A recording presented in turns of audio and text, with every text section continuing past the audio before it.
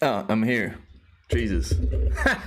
Hello. I was trying to hit the button. I feel like there's a little lag on my buttons and I can't actually control what we're seeing. But hello, ladies and gents. How's it all going? Welcome back to the time-lapse stream, which took a little break. I took a little break because I needed a little break.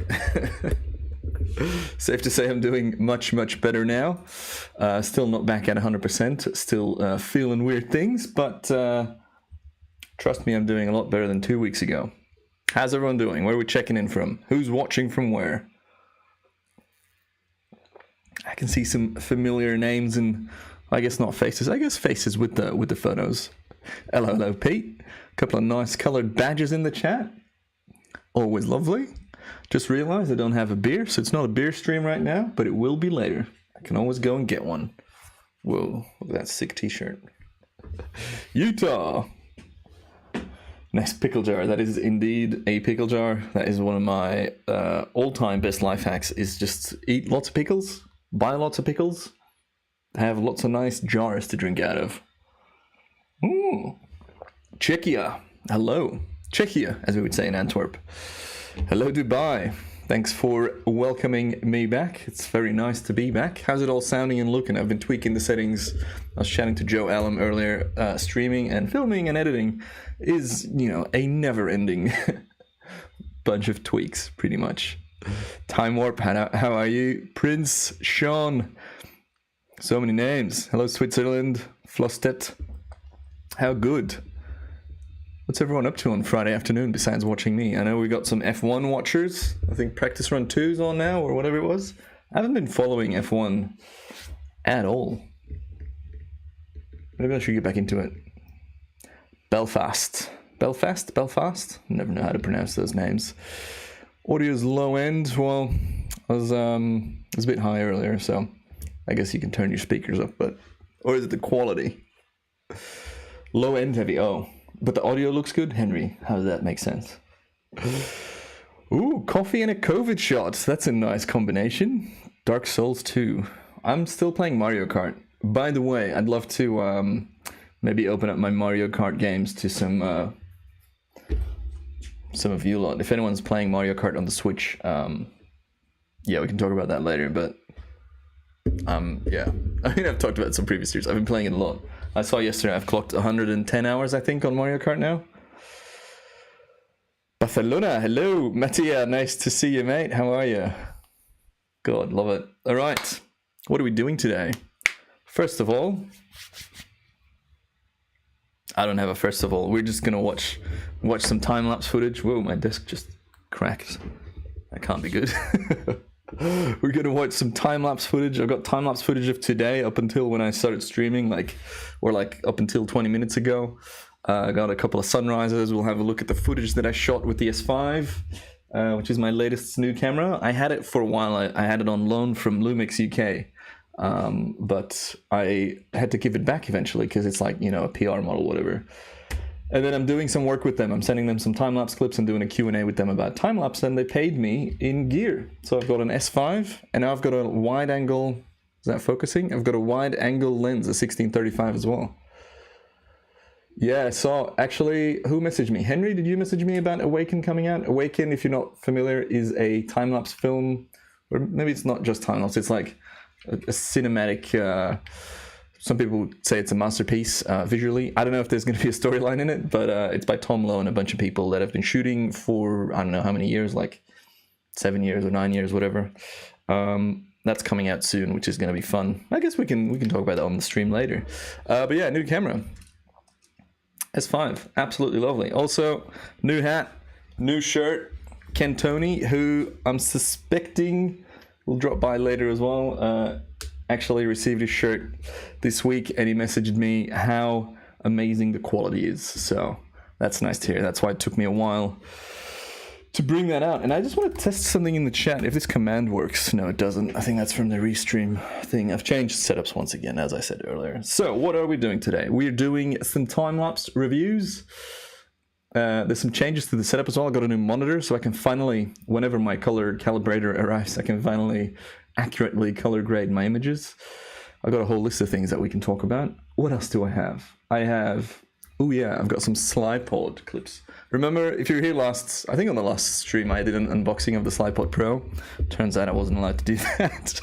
Product gets announced next week, and I jumped the gun. But you know, that's what happens when you don't share information about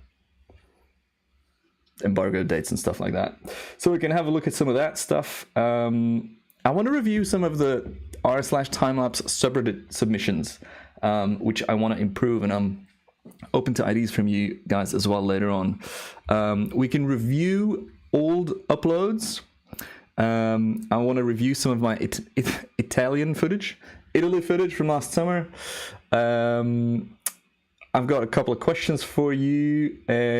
Today's rainstorm that came through was pretty hectic. I thought I was about to lose my GoPro, but still got it. And then I've got a little edit that I want to do live.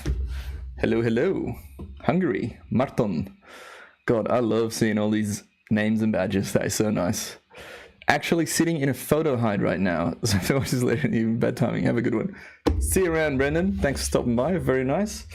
Cool. What are we going to start with?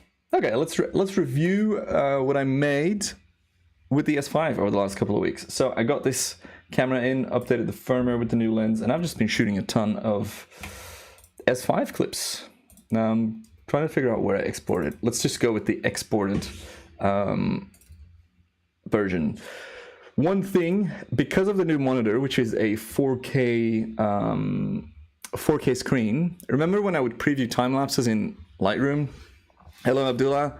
When I would preview time lapses in Lightroom, I could just skip through it and it would show it, and everyone's always like, "How do you do that? How do you do that?" Turns out, because I was only working on a 2K screen, which is just a bit more than full HD, pretty much, the computer was able to preview that, and I can preview that on my computer itself with the fast previews by just holding down the arrow button. Sadly though, with the 4K screen, the playback is super choppy in Lightroom, so from now on I can't do that anymore, but I can still show you, I hope. Let's actually give that a try. Why don't these buttons work? That's super annoying. This should still play back. Let's have a test. It's, you know, we're always testing stuff live. Ooh, I can't play this audio because that is copyrighted. So it's a Mobi track, and I licensed it through Licked, which you may know if you've been following me for a while, which was very smooth. But then apparently, who is it? Some other artist has sampled this track. And also I think I would need a new license for this live stream, but some artist has sampled, A$AP Rocky sampled parts of this Mobi track, which means that sometimes it gets flagged as a copyright issue, even though you would have the Mobi track. A$AP Rocky, his label would go in with a copyright claim, which is annoying when that happens, but they're working on that, which is fun. Chopper, super choppy. Hey Beach. Sean Fleming, hello. Texas. South One Soul, Vermont. Ooh, you bought 2 ebooks. Did I send you a video message yet? If not, you have one on the way, coming soon. Oh, Pete's on the whiskeys. Rid of the previews at low res in Lightroom. I'll look into that. And I have a plugin that renders, but for now, for the majority of the sequences that I shoot and look at, I can just render the preview in camera, and then we can work with those HD files, which is probably even better than just, you know, scrolling through the Lightroom photos. Oh, nice, you got the message. Hey, Jeremy Cohen, Germ, all the way from Brooklyn. Wait, are you in Brooklyn? I always confuse those names over there. But thanks for coming through. How nice. God, what a great group of people. Hello. So, what are we reviewing first? I want to look at this footage, which I uploaded yesterday on my channel. There's some really cool clips in there. The thing with an edit like this, if you look at it once, you're going to miss so many things. And that's kind of why I started these live streams, because I just want to geek out and just look at these clips.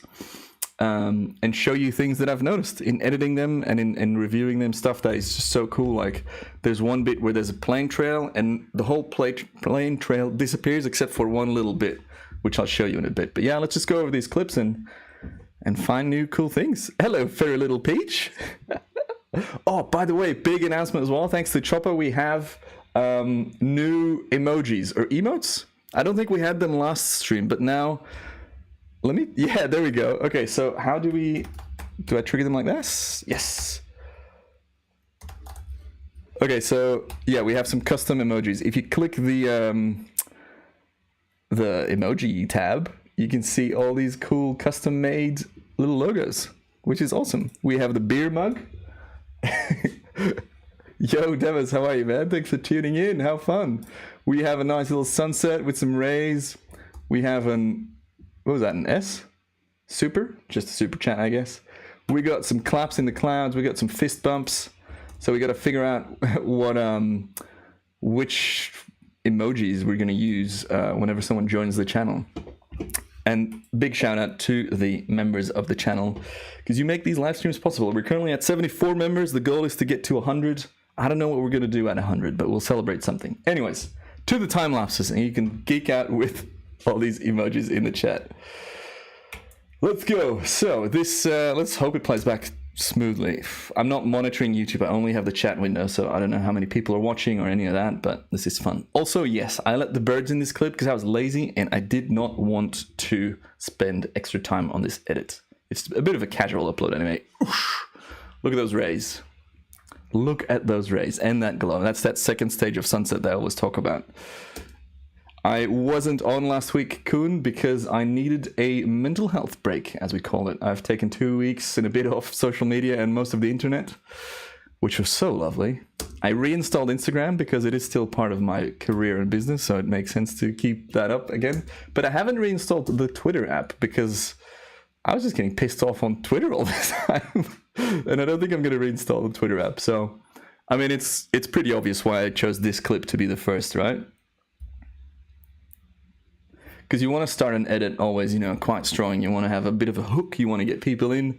You want to get people on board. And I believe that if you don't like this clip, then you're not going to like the rest. So this is this is my favorite clip of the last couple of weeks that I shot. I actually met up with Charles on Westminster Bridge right before this was happening. I think that was that day. But yeah, I mean, I can keep looking at this forever. It's just a perfect circumstance for these rays. Also, did give away that it was going to be a great sunset. We have this gap on the horizon here. Great opportunity for rays with all these scattered little clouds. And we have this heavy golden pre-glow of the light and the color already bouncing around the atmosphere. So you see when the sky looks like this, and obviously this is quite zoomed in, but when the sky looks like that, you just know something's about to happen. And indeed, it did. It's quite rare that it doesn't happen in this case, but yeah, those rays are just magnificent. I wish I was shooting at a shorter interval so I could play it back slower. We could try and manipulate it to play back slower, but just absolutely wonderful. And then those nice little side rays from the sun being in the exact right spot to shoot through this little gap here of the those two cloud layers. You get these little rays and that still. How cool is that? And I know it looks small, it looks tiny, but those rays are massive. So yeah, absolutely wonderful.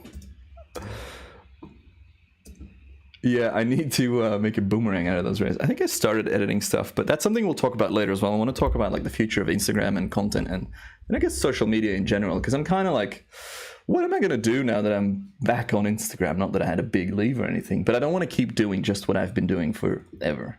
Also, I don't know if we talked about this last time, but you see this little, can I zoom in? Does that work? I never know. This might be a bad idea. This flat here, they've installed this all-round lighting, and they have this purple interior lighting. And we have similar lights in our kitchen. At the top, we have what we call party lights. And actually, I can trigger this one to do party light as well. We'll do that later when I crack a beer, or when we hit the 100 subscriber or the 100 member milestone, we can do party mode. But yeah, quite distracting, but I don't mind it. I think it's pretty cool. All right, let's check out this sunrise. So again, if you just tune in, this is all footage from the last 2 to 3 weeks. Hey, Jordy. I did not adapt my 7200. That was shot on the 7200 with a Sigma adapter, which I don't have handy. It's in the drawer over there. But yeah, Sigma adapter allows you to use Canon lenses on L-mount cameras, like the Lumixes. So what we have here is quite low to medium altitude clouds, but you can see this pre-glow before the sun rises. There's a little bit in the sky here, and it's often quite invisible before the color actually hits it. And it's just about to hit it here, as you can see. Look at this, like, could you tell that there was a cloud here? This kind of boomerang shaped cloud? You can only see that as soon as the light hits it. And then there's a little more dense cloud here that got lit up as well. But I want to talk about these plane trails because they're just fantastic. And a lot of movement in different directions as well. There's like 3 different layers of clouds that we're looking at. We have this bottom bit here that's moving around. We have, if you look at these directions, going that way. And then we have these top ones kind of like disappearing and moving in another direction as well. And it's just like, isn't this so mesmerizing? And it's a little bit flickery. Some of the shots are a bit flickery because I shot with a f5.6 aperture, just testing out this new lens and stuff. And turns out it's not super accurate when closing for every photo. So yeah, that's what you get. So it's easy to deflicker. But again, I just wanted to get that edit out there yesterday. So I didn't spend too much time making it all perfect. That's why all the birds are in there still. But yeah, once again, how fun. And I get why people freak out about contrails or plane trails or chemtrails because they do linger around a long time, but that's just physics. That's just, it's, you know, that's just nature. It's not, I mean, fuck, maybe it is people putting stuff in gas, in fuel, in airplanes and trying to stop climate change, but I doubt it. TBH. Yeah, just lovely color, lovely lines, lovely clouds. And you remember ages ago when we were reviewing sunrise footage, the sun would rise like behind Canary Wharf. This is only from a few days ago, and the sun's already rising out of frame just here on the edge. Look at that. Crazy. There's a vaccine and them dear clouds. All right. This one was cool. Really cool. Literally, because it's a hailstorm. But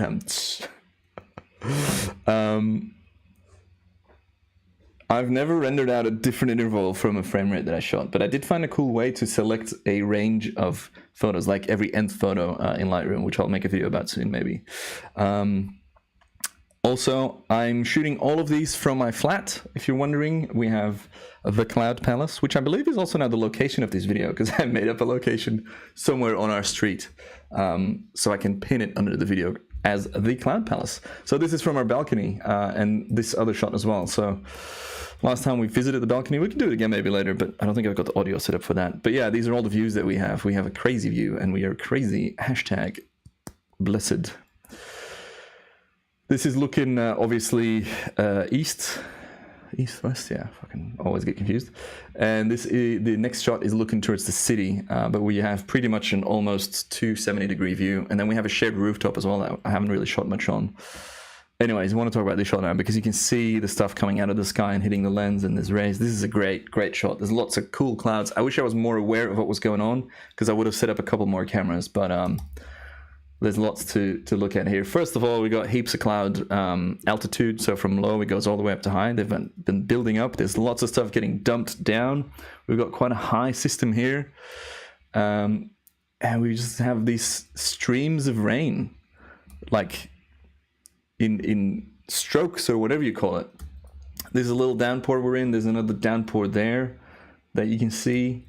And then you can see in the distance all these like stacks of clouds forming and just like blowing up and then collapsing, and there's more stuff coming down here. There's some nice rays. Just the positioning of this system here, of this weather system, was absolutely wonderful. So just look at the cloud movement here, how that just like bubbles up like a mushroom cloud. And then I think we actually have a peaking cloud, like an anvil-shaped cloud. So when clouds hit the stratosphere, I believe it is, or whatever the name is, at 15 k's high. I don't know the altitude. Got to brush up on my cloud knowledge. They can't go higher once again because of physics. So they start to like, you know, the storm or the clouds blow up and then they hit their ceiling pretty much. So they fan out, and that can lead to either the weakening of the system or strengthening it. But that's kind of what you see here, I believe, is the maximum altitude of this cloud system with a lot of stuff happening here. Like that is some pretty intense stuff coming down, if you can see that edge, and then on the sides it's like blowing up. And oftentimes mammatus clouds appear after this kind of stuff, so in the tail end of the system you might see mammatus clouds. But yeah, it's pretty cool. The solar can is opening soon. What are we? 26th of March. I've been told to do it mid-April, so in 3 weeks we'll be able to have a look at my 5-month-long photograph, which is going to be fun. Okay, that plane I was talking about earlier, the plane trail. Look at this plane coming in from the right. See that? Let's go frame by frame. So it's flying, it's got a normal trail behind it. It's a bit longer, okay, that's fine. And then it must go through something in the air which had different atmospheric conditions, because only that bit of the trail stuck around. How funny is that? I've never seen that before. I've seen it in different, like, longer lengths, but this is so short, and it's so weird how it... only part of it stays around, and then this little cloud just kind of cruises along and stays in the shot. It's still there, but faint, because there's no light hitting it. I think the light's getting blocked. But yeah, lovely little hidden gem. Also, this sunset, we had 2 helis. Henry, maybe you know who they are. 2 helis filming, and it happens every now and then. There's, you know, obviously lots of scenic London shots to be done here with these skylines. But yeah, they were around probably for like 40 minutes, and you can see them do these big loops because they come back. That's them again. And on flight radar, you can check the sign and who owns it and stuff. So I was just kind of following them along on the map, and they pretty much do, yeah, big loops, and then come back, which is fun. Look at that glow that's starting to hit behind the city here as well. Shwing! That just kind of lights up that little bit there. And yeah, again, when the sun was setting a few months ago, it was setting behind these buildings here, and now it's setting here already, and it's going to keep going, so it's pretty crazy. And then we have some nice color in the sky, and those freaking helis again. You see this one's flying sideways. They're filming, obviously, an air-to-air shot of the other heli. Pretty skilled flying. That looks pretty close as well. Chasing hawks. Look them up. And yeah, some nice medium or high altitude cloud. This one, pretty slow movement considering everything else, and gets lit up nice. Clear horizon, lighting up that, and boom, light's gone. This is also a shot I had to deflicker because of the aperture thing, but turned out all right. The 16-35 lens, so this lens that I've been shooting on, because don't have... The only lens I have that is a Lumix L mount is the 24-105, which is 24 millimeters wide, which isn't super wide, it's wide-ish. This is 16 mil wide, 16-35. That's vrijdag, time-lapse day. So... that be like, it's a good lens, it's sharp and everything, but there's quite a bit of barrel distortion, which is not something I'm used to with my L mount, or sorry, my Canon EF-L lenses. So stuff like this, like there's a bit of a warp that I really had to straighten, and I'm just noticing it now. It's still not perfect. A lot of these shots are not perfect because I just wanted to get the clips out there, and you know, if there's anything I want to do is change my habits of perfectionism and not finishing things because I can't get them perfect, and just get them out there. Once again, a nice little glow. Nothing crazy, but what I like about this shot is, again, these plane trails, but also this massive halo that you're about to see. Does it show up? Yeah, you see this here? So this was maybe shot at 35 mil, so I call that a medium shot.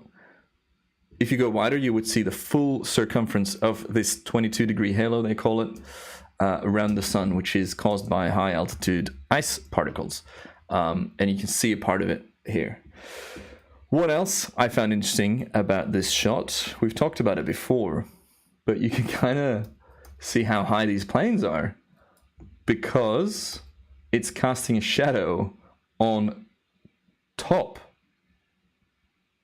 of this super high altitude cloud, because they are high altitude clouds. So look at that shadow moving across because of the movement and the positioning of that plane and the trail, and the sun shining on other clouds. How cool is that? Oh, actually, yeah, this is the one I wanted to talk about, because this one's way more impressive. Look at that. I wish the shot stopped by itself, so I usually set up a shot the night before and time it. I'm shooting about 600 photos per sunrise or sunset now at a 10 or 12 second interval. But then it stops because I don't have infinite hard drives. I wish I did. Still don't have a hard drive sponsor. But yeah, how cool. I wish I'd let it run longer and a little bit more wide angle, but you can't predict. I mean, you could kind of predict those halos maybe if you look at the cloud maps. But yeah, that would have been cool to get the full wide angle shot of that halo. But I'm just realizing now I can't shoot much further to the left because that's the edge of the balcony. So I might have to like have an extension arm and more safety equipment to mount that stuff. This is an interesting shot as well because this captured something that I haven't seen much before. I think what we have in this shot is a sun pillar, which is a obviously vertical line of brightness above the sun, once again caused by floating ice crystals and particles in the upper atmosphere. I first thought there was a smudge, but a smudge wouldn't keep showing like this when the source of light is blocked by a building. Like a smudge wouldn't light up. It's very faint. I don't know if it shows up. But you see, like right above the sun, like about this tall, is a vertical line of light. And I believe that's a sun pillar. And they can get quite tall, like up to 20 degrees tall, I think. But yeah, you can see it still faintly here. It's moving across. Can you guys see that? And yeah, I mean, this has a lot of potential, a sky like this, to go really pink. But there was too much haze, too much stuff around for the light and the color to hit the whole sky. There's a lot of chat. Love it.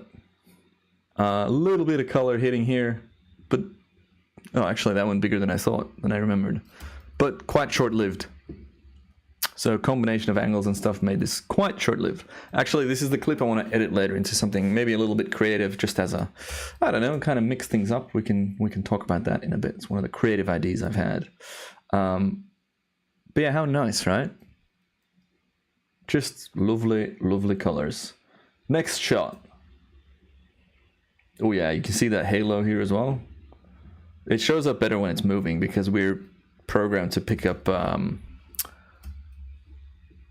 what are we programmed to pick up? Not symbols. Oh, my English is gone. It's Flemish Friday. The human brain is wired to be really good at picking up structures. No, what do you call it? Patterns. A pattern. So in here, in all this movement, you can kind of make out a round circle as well. Maybe this is not the shot that I was thinking of. But yeah, there is a bit of a halo here as well. I've actually shot so many now because they show up quite a bit. But yeah, you can see it here. And if it's a little bit brighter, you get sundogs, which is like two bright spots on the edges of that halo right around sunset, which is pretty fun. You can see that a lot in the mountains where people are skiing. Again, because of ice crystals. What's going on there? I thought I saw something. Nope. Interesting little, cute little trail. Patterns, yeah, exactly. Thanks for the help.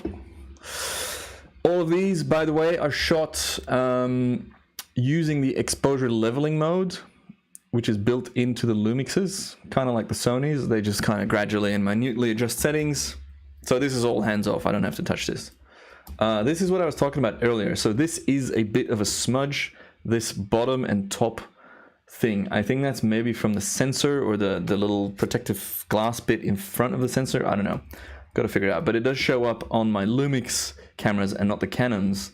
Let's get a clear view on it. Yeah, these two spikes, they're not there in real life. That's like a smudged lens, like what astigmatism looks like, I think, with bright lights at night for people that have that.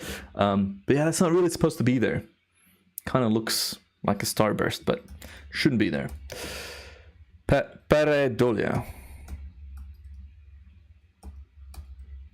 So sundogs are... I'm not gonna BS my way out of that one. Is a atmospherical... We did this on a previous stream. Oh, atmospherical optic. Ah, fuck. English is not working today. So a sundog, or a mock sun, also called a perihelion, is an atmospheric phenomenon that consists of a bright spot to one or both sides of the sun.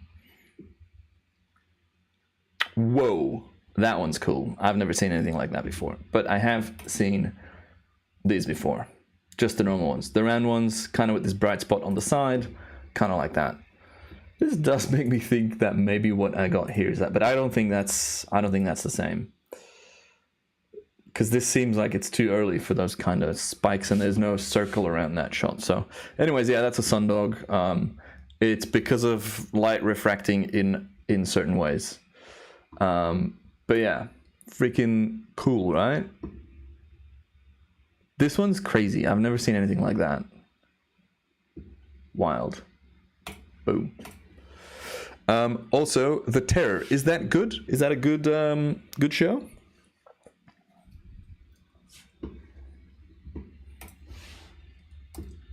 I'm getting thirsty. I think it's time for a cold beverage after this one.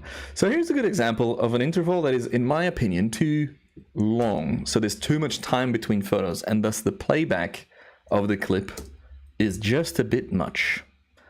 If I would have had an interval, you know, a third of this length, this would have been nice and smooth and cinematic and fluid, all these rays. But because I'd set it up for a day to night shot, and I didn't realize these rays were coming, you end up with a shot like that. I'm not a huge fan of what it looks like, but it's a shot. And I think I was hopeful to get a shot because I just wanted the sun to peek out at the bottom. But I think we only got a little glow in the end. Like, yeah, that's the only glow bit that we got. But some cool cloud structure here once. Oh my god. I did not know it was that good. Far out. I am bummed now. Majorly bummed, because this looks, it's probably not that because they're quite rare, but this kind of looks like asperatus clouds. Fuck, where was I? What was I doing? Probably playing Mario Kart when this was happening. But let's have a look at, we've talked about them on a previous stream as well. I was messing up the name. Asperitas. Asperitas? They're the kind of clouds that go viral on Reddit, and this is what they look like with a sunset light hitting them. But yeah, this kind of like wavy looking stuff. This is intense. So cool. But yeah, how cool. And this kind of looks like that, right? I'm not crazy. This kind of looks like that. Frame by frame. These cool structures and like organic feeling flowy bits. Like mostly this here. Like look at that. God. I mean, these could be some nice stills, I guess. In my mind, I'm freaking out. I still have this magic that I captured, but I want to have it in a nicely timed time-lapse, a nice moving time-lapse. Lovely gap here. So this lower cloud system that you can very clearly see kind of the edge of here would have expanded a bit, but you also have the previous high cloud system up there, that more faint look. And so the bottom bit didn't get the light from the sunset, but through the gap that opened up, we can see that all the top stuff was on fire, and that would have looked absolutely amazing. Imagine just like flying through the gap in the clouds in a plane. I'm really envious of pilots that get to fly and get to shoot those things. And I'm gonna improve your life because there's a pilot that I follow. Oh, what's his name? Christian Van Vuren?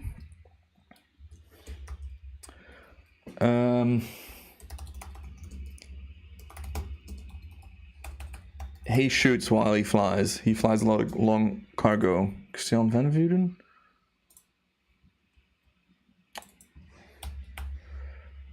Christian, that's not gonna show anything. Pilot cargo photos. Christian van Haast, that's the name. All right. He's a Dutchie. And he's got just fantastic work.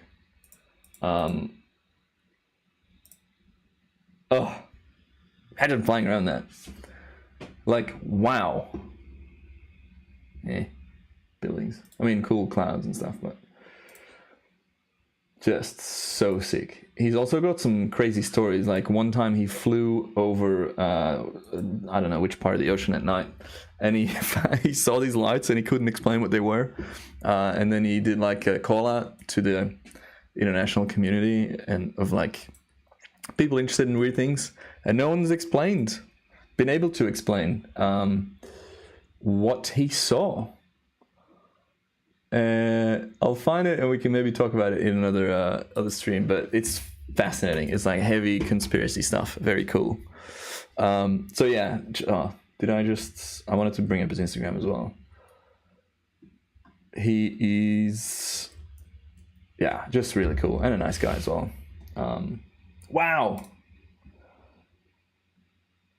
A vortex with a diameter of roughly 50 kilometers in the ocean below. That's just ridiculous. I'd crash the plane straight away. Oh my god! Get the camera! Like these air crossings as well. Just so sick. This one looks a bit crazy. Just, yeah, really cool stuff. Please tell me that's a time lapse. Yes! Going through growing thunderstorms and clouds. So I've got a couple of sequences I think that I never shared, going sideways past some of that stuff. I just need to stabilize it and edit it properly. But yeah, this would just be so cool to fly through in between or over. I don't know how that works, but you can see them grow and go. Mega. I could probably do a whole stream just going through this guy's Instagram and work. Yeah. Anyways, his @ is JCP Van Heist. I'll pop it in the chat. Whoops. Very cool. All right, back to me now. Back to my footage.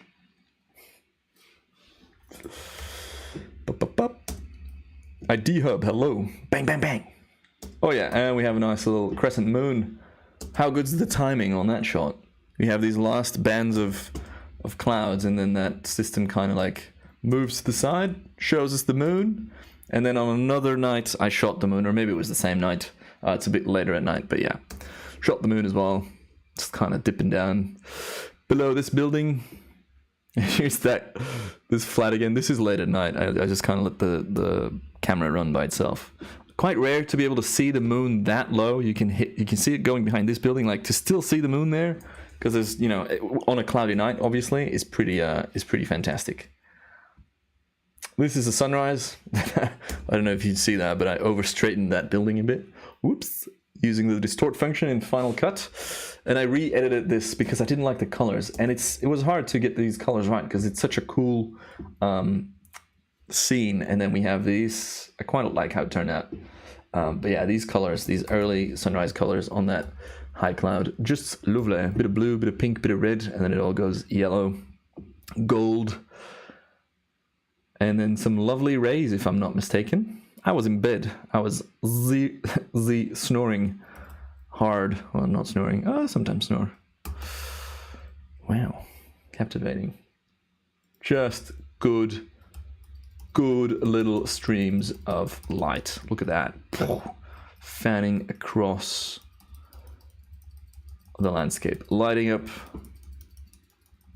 Canary Wharf. Canary Wharf? I always get confused. Canary Wharf, as we would say in Belgium. Anyways, that was that. And yeah, it's set to Moby's Porcelain track, which I licensed for $6.80. How good.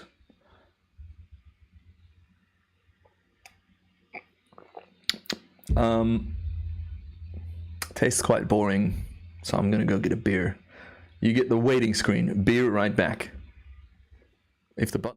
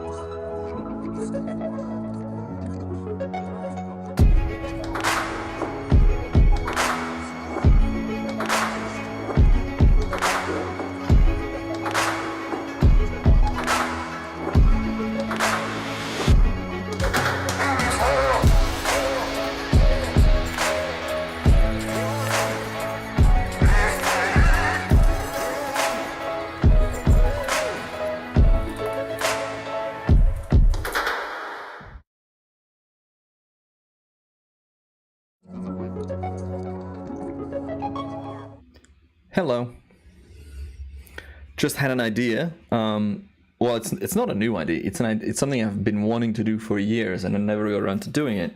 And recently, spoke to some fellow time-lapsers here, where we would all shoot the same sunset, but from different vantage points across London.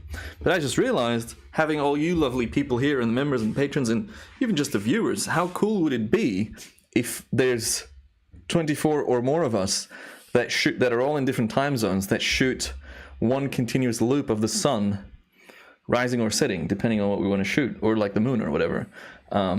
Maybe we can do a sunset to start with, because it's easier for most people to shoot sunset. So that's something to think about, much to think about. How did I license the Moby track for so cheap? Good question. Let's give a quick plug to my homies at Licked. Licked.co.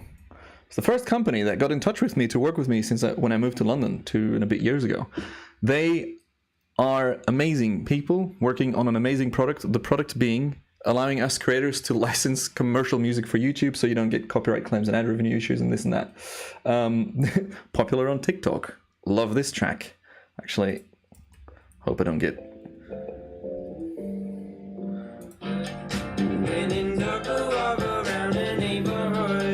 demonetized.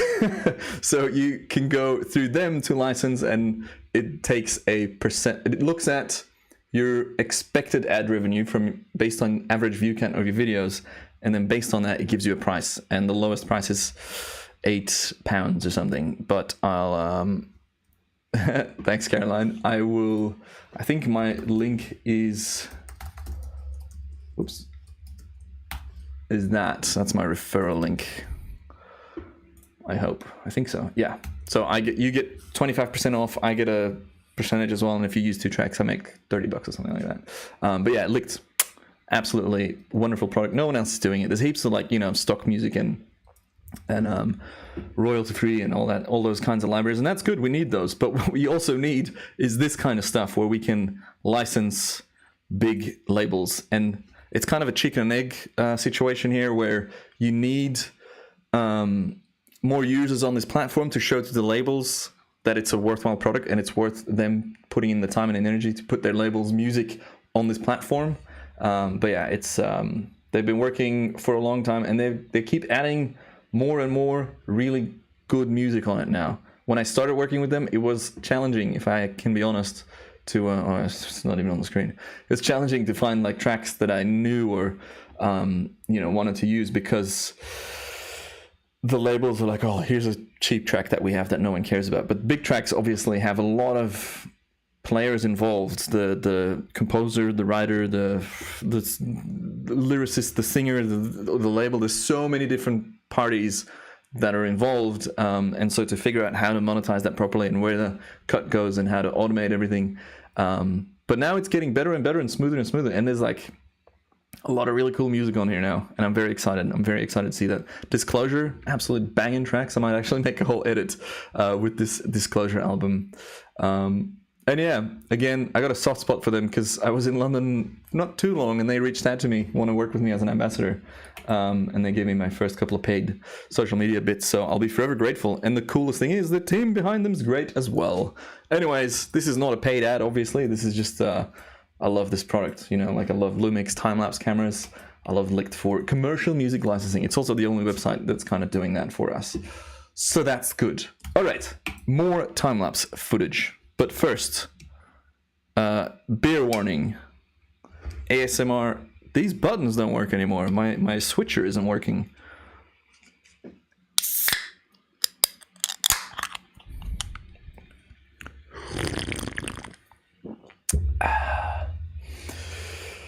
Love a Friday beer. Hello, Rico. Good to see you, mate. It's great to be back. Hello, Aaron.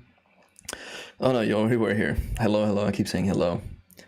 What's a neutral? Because hello is like welcome, but it doesn't matter.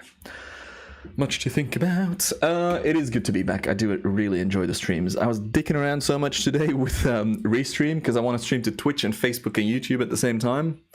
But I couldn't figure it out on time, and there's so many different things that can go wrong, and I just wanted to kick it with the homies on YouTube. So here we are, YouTube exclusive stream. Very nice, very fun. Hell yeah. All right, beer mugs in the chat. What's the if you type I don't even know what you call it, 2 points on top of each other, what do you call that? A double punt, as we would say in Belgium, with mug in between. You get a little custom designed Batcho's beer mug.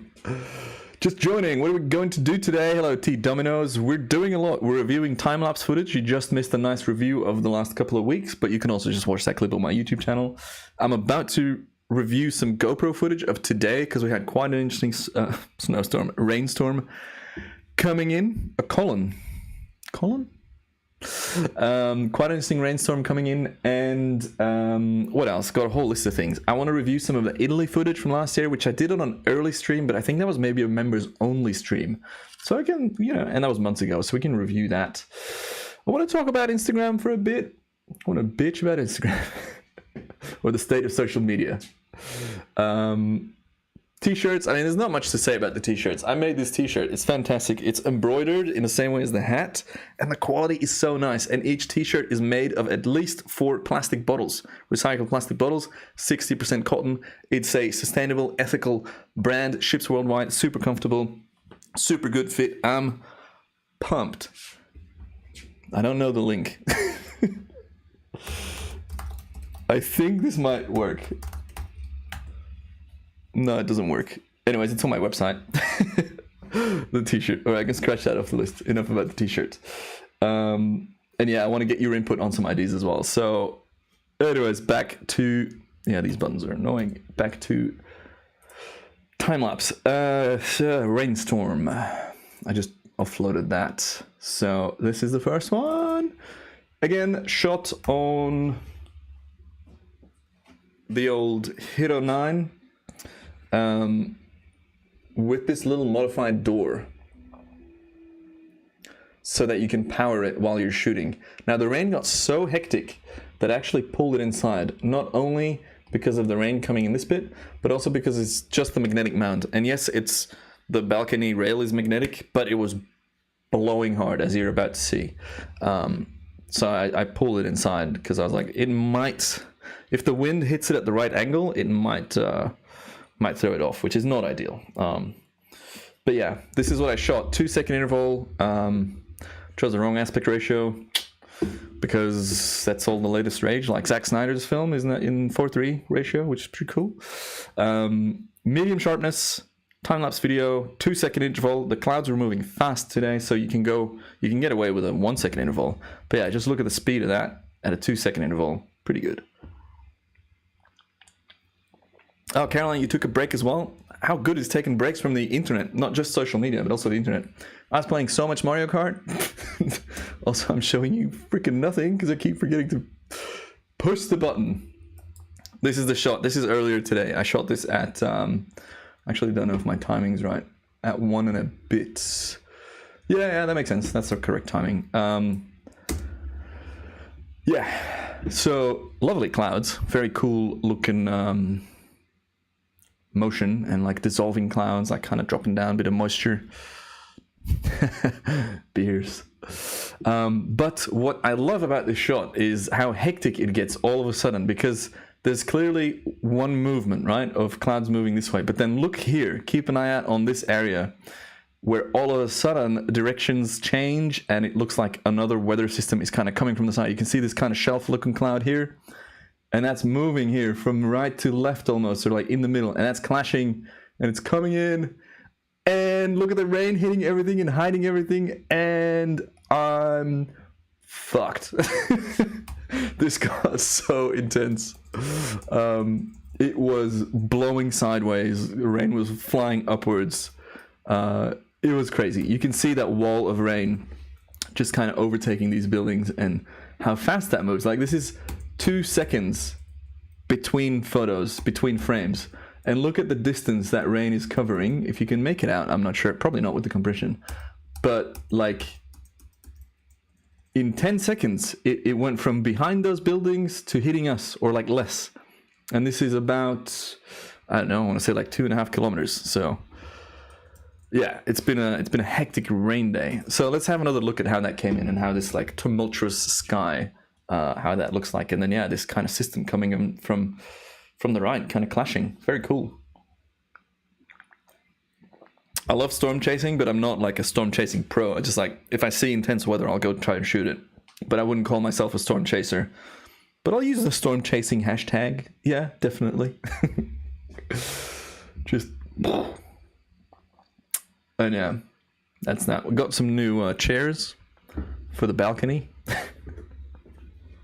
That's that. And then I set up another shot afterwards to see, up until right before when I started the stream, 10 minutes before, to see what was going on with this cloud, because I was intrigued by the shape of this cloud. And I haven't reviewed this, so there might be something interesting or nothing at all.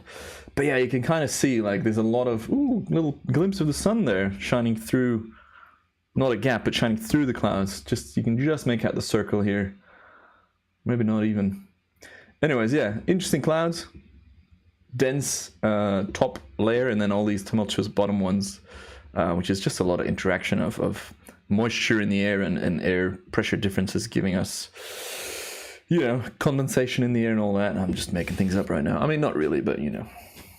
I really want to do like a degree in weather or atmospherics. Look at these clouds here in the back. How they're kind of like generating on their own. These are ragged looking cloudy bits. So cool. I wonder if that's moisture that's evaporating and getting into the sky and getting, you know, turning into clouds and stuff. Some nice asperitas looking clouds again here on the left. Are we seeing that? This area here looks fancy. Looks special. And this very much reminds me of the footage that I shot in Amalfi in the summer, which we'll talk about later, which was just so strange. Such strange banding in the sky.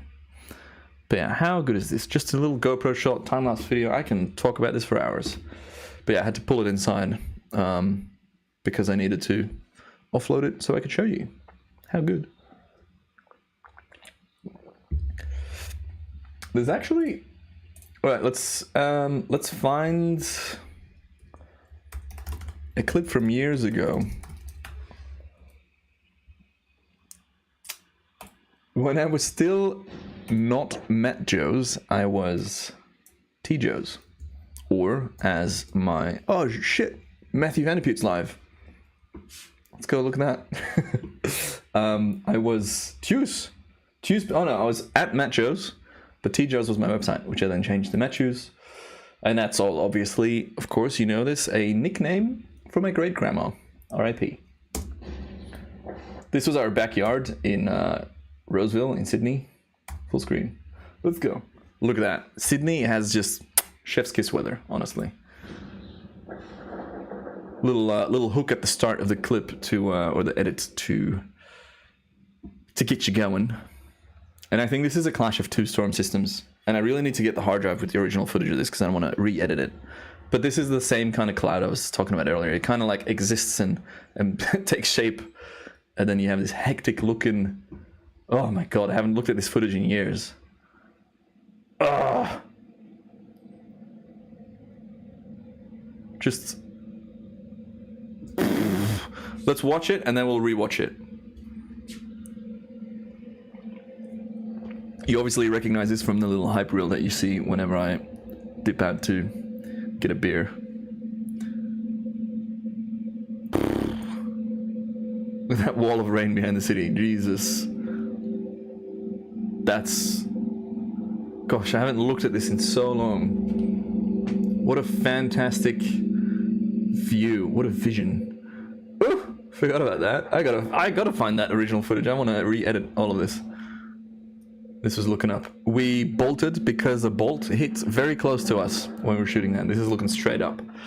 And I remember I was shooting with my Kessler Crane second shooter, a motion pan and tilt head. This looks so cool. Again, looking straight up. But I was dicking around with this motion head for so long that I actually missed shooting some things. But yeah, wow, what a sequence, right? So, can I download this? I think I can. 80,000 views. Yeah, look, 2014. Whew. How do I download the original clip? I went storm chasing with my girlfriend in Sydney. How cute. Download. For licensing inquiries, wow, this is all so outdated. I have to redo all of that. How funny. Anyways, I think I downloaded that. It's downloading. Crazy clouds, right? I think it's on a RAID. I hope that footage is on a RAID drive, RAID system somewhere. Boops. So storm chasing, yeah, I mean, we knew that storm was around and we went to go and look at it and shoot it. I also have a full GoPro clip of that, I think. So can you call that storm chasing? Maybe. Stream's up for an hour already. Hello. I'm not going to go for a super long stream today, by the way, like maybe 2 hours and a bit. All right. Now it's easier for me to scrub through it because YouTube's kind of shit like that. Sean, OG follower, man. 2014, 7 years ago. That's crazy. Appreciate you. Hectic compression here. Also sus that watermark at the top. Always watermark your stuff. It makes it look ugly. No, it makes it more valuable. All right? People can rip it and run with it, and then you'll be kicking yourself that you didn't watermark. Oh, it's so sad about this resolution. What am I looking at? 720 footage? So this is the first thing I wanted to look at. This kind of motion of this bit here, this lower cloud. Obviously, it's easy to get distracted by that wall of, like that funnel of rain coming down. But look at these little clouds here. So this tells me, you know, there's something moving from left to right, but there's also a lot of stuff moving from right to left. What a clash. And this kind of blows over that. And you see how there's these little swirls going on here and here as well. But yeah, look at this bit here. That's kind of like rolling, and that's like this two things combining, and that's how you get a tornado, I'm pretty sure. But yeah, look at this top movement and this left, and it's all kind of hitting and clashing and hecticness. Where's that lightning bolt? Anyways, we bolted out of there when a lightning bolt struck not far away, like a couple 100 meters. Freaking loud. That was the first bolt. I don't know if you saw that. Oh, I'm not sure. Oh, it's an MP4 file, so they're hard to cut through. There's a couple planes flying around here, landing. There's the Sydney seaplanes. They land here. This is actually Sydney's first international airport. It's a water airport, or like, you know, based on the harbor. Oof. Why did I never upload that as a single still to my Instagram? The Lord knows. Anyways, I pray, I mean, I'm not religious, but I hope, pray, whatever, that this footage is properly backed up and that I can access it soon. So I've got like 60 hard drives in Sydney, one big NAS system, and a couple of other ones, and I can call Amelia's sister and be like, hey, can you plug that one into the NAS, and then I can access it remotely. It's super slow and annoying, but it's better than not having access to it. I just got to figure out which project file name this is, which would have been like Dover Heights or something. And because I've been using the same folder structure for years, I can just go and find that really easily. Very nice. Very well done, Matthew. So yeah, I mean, am I a storm chaser? Not really, but does this count as storm chasing? Probably not really. If you want to check out storm chasing, highly recommend. It is uploaded, by the way. This came from YouTube, but it needs a remaster. It needs a re-edit. Mike Olbinski, one of my favorite chasers. He's got some crazy, stupid stuff. YouTube channel. He's got a dedicated storm chasing vehicle. I've got an interview with him that I sent him a year ago, and then it took him 6 months to reply, and then it's taken me up until now to process the interview and post it. Restarting all that soon. But yeah, Mike's got some incredible videos, especially the Monsoon and the Vorticity series. He drives around like crazy. Yeah, very cool. Been following him for years. So yeah, he's he's great. 30,000 subs a year ago, and he's at 61 now. That's good. He should keep this up. Do heaps more of that. That's Mike Olbinski. Great Instagram as well. No link to it though, but that's fine. Stonks. Actually, I haven't watched any of his vlogs. I only watch his finished videos. The original file name, yeah. Well spotted, Henry. It's so stressful for me to, like, if I have my screen on, like, am I showing anything that I shouldn't be showing? Most of the time, probably. All right, what else is on the list? What are we looking at? 1, 2. Oh yeah, SlidePod. So SlidePod, yeah, the thing I wasn't allowed to talk about yet, but I didn't sign an NDA, so you know, come at me. Folder structure. This is the folder structure that Henry's talking about and that I was talking about earlier as well. It's like date and then project name, and then in those folders you all have the exact same folders, and I generate that using this little app called Post Haste, and I've got a template that I sell for like $5 where you can just make it yourself. It's super easy, but pretty much say I want to create a project for the live stream, or like I made that earlier. The date is auto updated every time you start the program. I just give it the project name, create the project. I set it in my movies folder. Actually, always use that location by default. And boom, now I go into this live stream folder, and this is all automatically generated with the same date and file name or project name, and then extensions like project files. And this is a Lightroom catalog that's been automatically generated, a Final Cut project, and an After Effects project. In here, this is the YouTube. Actually, this is my YouTube preset, I think. Yeah, YouTube video. For time-lapse, I've got another folder preset that creates other folders in there, but I've been doing this for so long, so all of my projects are the same, so I can always really easily find what I've been working on. Anywhoosies, I want to talk about this SlidePod. Oh yeah, some BTS footage. So this is shot on a monopod that has a motor built in that kind of extends by itself. I can make that into a fun loop. Sup, level 1 crook? Arjen Drost, hello. This desktop, for the longest time, I had a photo by Clever Dark L photo, crazy storm photo, but then I installed an update and it reset and I lost the file. I think it's somewhere. But this is an Apple background and it is cool. My only gripe with it is like, come on, man. Come on. Make them dots, not lines. Make lines, not dots. But yeah, how cool. I assume this is lit with a drone. By the way, theory. Oh, should I get into this now? We've all seen this guy's images, and I absolutely love him. He's one of my favorite creators. It's Ruben. He makes really cool things. People are like, wow, how do you pinpoint your drone to fly like that? And I don't think he does. I think what everyone thinks is that he does long exposures with the drone lines to capture the light on the drone that creates the lines.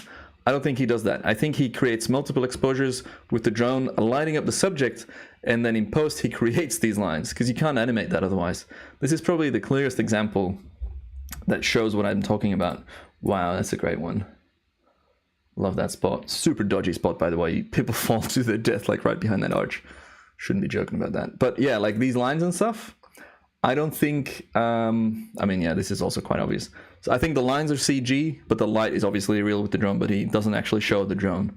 That's kind of my theory on that. And a lot of people try and recreate his stuff. This might be... I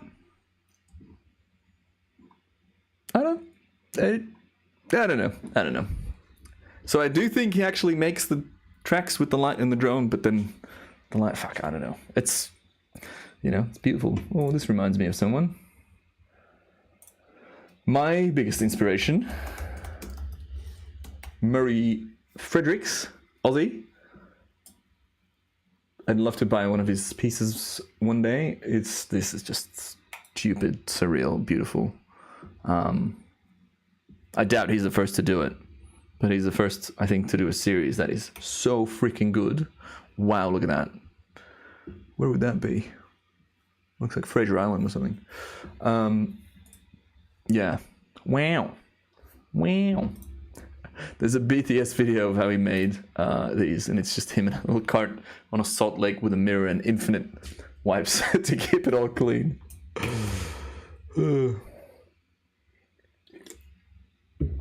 Yes, Dustin Farrell's videos are amazing. I featured him 2 newsletters ago, I think.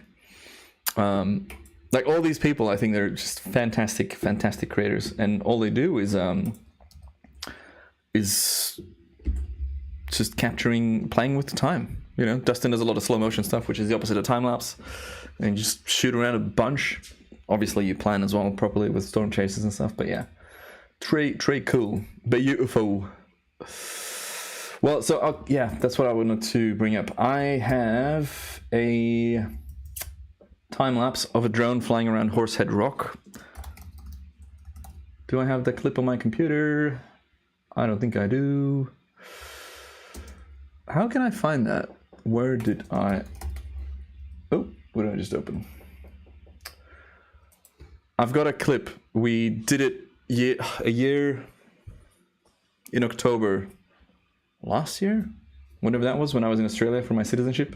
We flew a drone right around sunset across Horsehead Rock, and I've got a little time lapse of it spinning around using Litchi, the tracking app.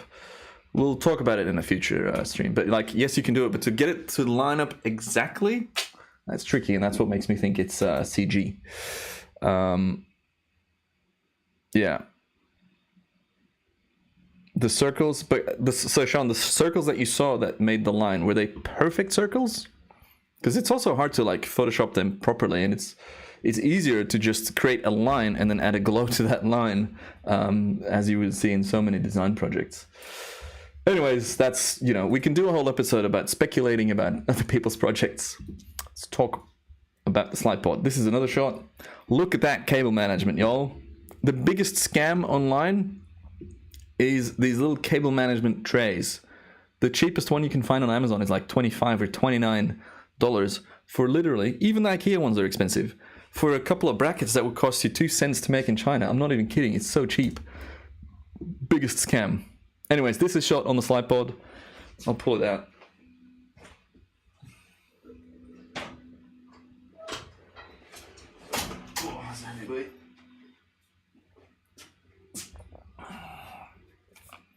This is the slide pod.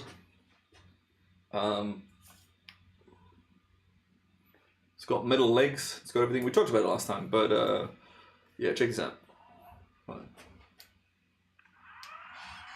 that's on.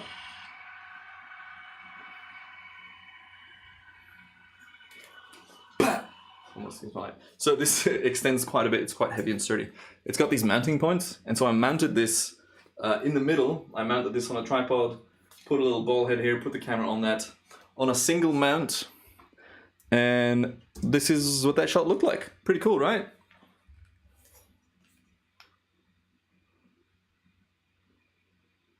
Why isn't this... Oh. Anywho's, let's pop that here. Ow. My back is so fucked, by the way. I'm back to the same amount of discomfort and pain as I was 5 months ago now, which is horrible. Oh, that's a really cool looking book here on the side. Woo!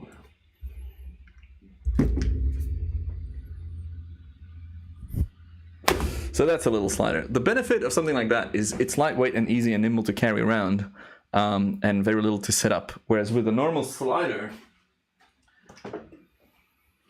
like this, you gotta mount it, and then you have your little track that slides around, and then you gotta have your motion head on there, and then the camera. This can do different things, obviously, but I do like the slide pod. And the first version, which they released a year and a bit ago, I hated, but they fixed pretty much everything that I didn't like about it. Anyways, I'm not allowed to talk about it or whatever, but yeah, that's one of the slide pod clips. These delay buttons are super annoying. Let's go back to... This is mounted on a tilted ball head, so it kind of like goes up at an angle.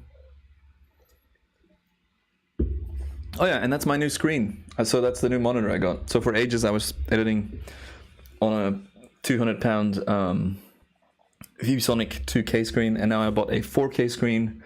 Still not a great screen, but better than before, with better color accuracy and HDR, so I can start dicking around with HDR stuff, which I don't know much about. I mean, I know what it is, obviously. And yeah, it's a, I taped off the brand. What is it, an LG? It's an LG 600 pound something monitor on an arm, and it swivels and it's pretty fun. Also rebalanced my desk because one of the motors was starting to make a little bit of noise. Even though this desk is rated to carry like 120 kilos, and there's no way that this is 120 kilos what's on here, but I think maybe it was off balance, but it should be balanced now. Anyways, motion control and time-lapse, you know, it's not necessary, but it does add a certain level or a certain layer of interest, of production quality. This parallax movement, this shift, you know, different speeds of movement of the apparent speeds of movement of the foreground and the background. It's really fun. That's cool stuff. Cool. So the link, well, I don't know. So the slide pod. Oh, I'm actually scoring for that in Google. That's good. It's not out yet. It's coming out 6th of April, I believe. It's by Moza or Gutsen Moza. Don't buy the one that is on now.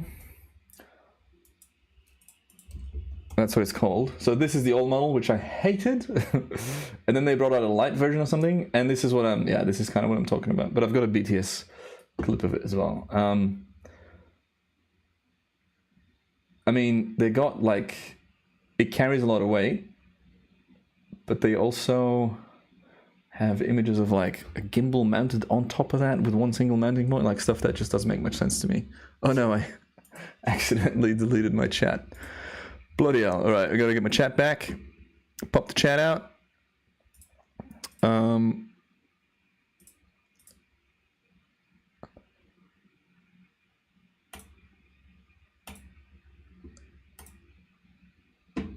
Chat is back. For me, at least. All right. Wrong buttons. All right. Mattia, yeah. So this setup, I met up with Charles because Charles is at both hemispheres on Instagram. Charles is a nut. He's got so much gear. Like, you think I'm a gear freak and I shoot a lot of complex time lapses? No. Charles does. This was shot on the slide pod in windy conditions to see what it would do. And so he's got a cool shot inspired by, I think, London viewpoints with a small camera moving through a gap, displaying or like revealing this is Westminster. Michael did it for the London Eye. And now I want to do it with the slide pod on a different shot as well. But yeah, this was shot on the slide pod. I'll show you this shot and then I'll show you the behind the scenes because this GoPro was recording while this shot was running. It was quite windy. Despite that, it's still fairly stable. Obviously not at the end. Like, this is totally whack.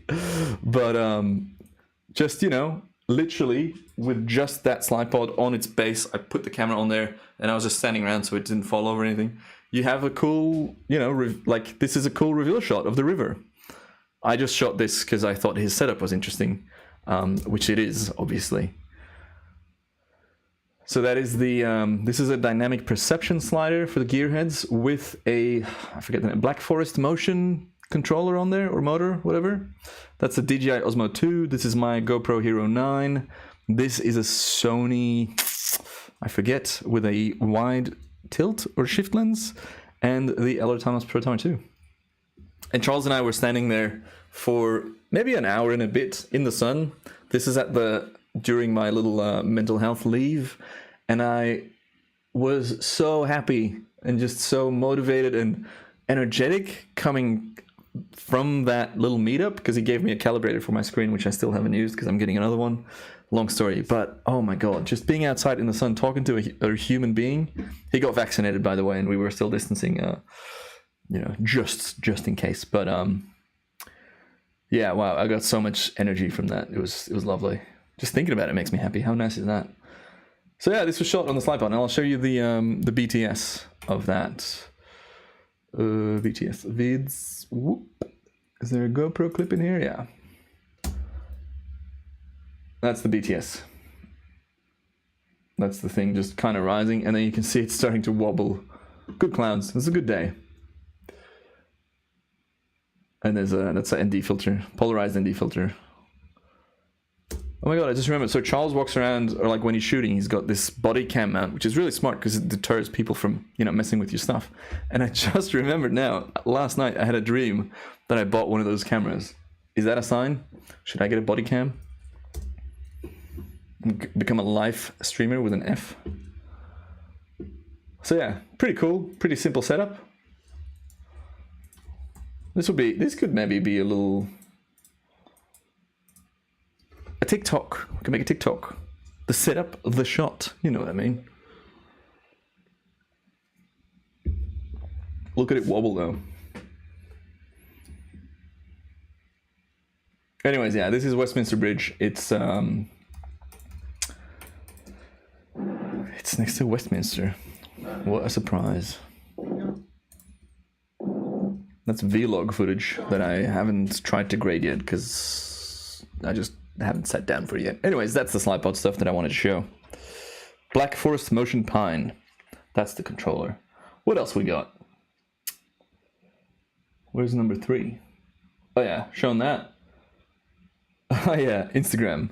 So, I was doing, and Mattia in the chat here is or was, actually don't know. Mattia, what are you at? Are you still doing the daily reels?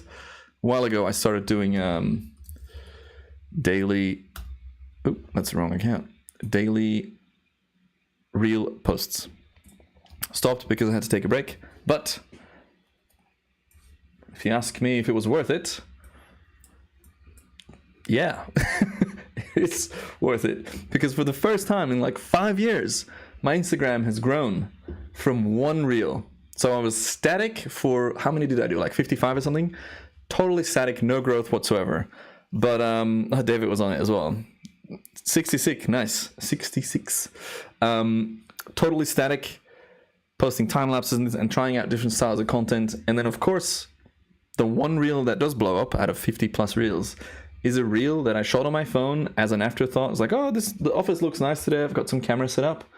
And look at that, 516,000 plays, 25,000 likes on this video of just my desk setup. And filmmakers, this big, you know, post account, they want to repost it. Look at the likes on that. None... How did that audio just come through? None of my other reels got even close to that or brought in actual growth or views. Some did well, like 16k, again, gear. Stefan Kuntz years ago in our old flat in Sydney. That's that second shooter panhead. My chickpeas, my hummus laps. You know, 20k play, 17. But most of like my actual work, like actual time lapses that I would spend time on that are, you know, they're all in the low views. Gear does well. This crab one as well. But yeah, I was at 82.9k followers a while ago, and bloody hell, I'm at 87. This is, I think, the biggest my account's ever been. And it's kind of fucked how that gives me motivation to keep going, because it shouldn't be about the numbers, but that's how they built the system and the platform to get you hooked on growth and numbers and stats. And so this thing I shared yesterday, can I pause this? Yeah, there you go. Social media has artists fucked up because it takes time to create amazing art, obviously. Sometimes a lot of time. And the way the algorithms work, and that's the thing, the algorithms, you can't really take time off. Like, look at my YouTube performance from the video I posted yesterday. I posted at prime time, on brand, on everything, and it went nowhere, like 650 views. Almost the worst video I posted. And I haven't been uploading on YouTube, haven't been streaming. It's just frustrating. So how can we as creators, like, you know, spend time on our creations and not be bothered about these algorithms and stuff? I don't have the answer here. I'm just, you know, starting a conversation. But yeah, I think it's important to be aware of, like, you know, it has to be fun. I wasn't having fun with it anymore, so that's why I took a little step back and a little break. But I do still love time-lapse, obviously, because I still shoot it all the time and I love creating things. But I hate the feeling you get when you don't get rewarded by a number, which is annoying. So yeah, I don't know. How do you feel about that? I feel like everyone here feels the same, that it's fucked, and you want just to your followers, if you have followers, to see what you make, right? I don't know. I don't think there's a solution.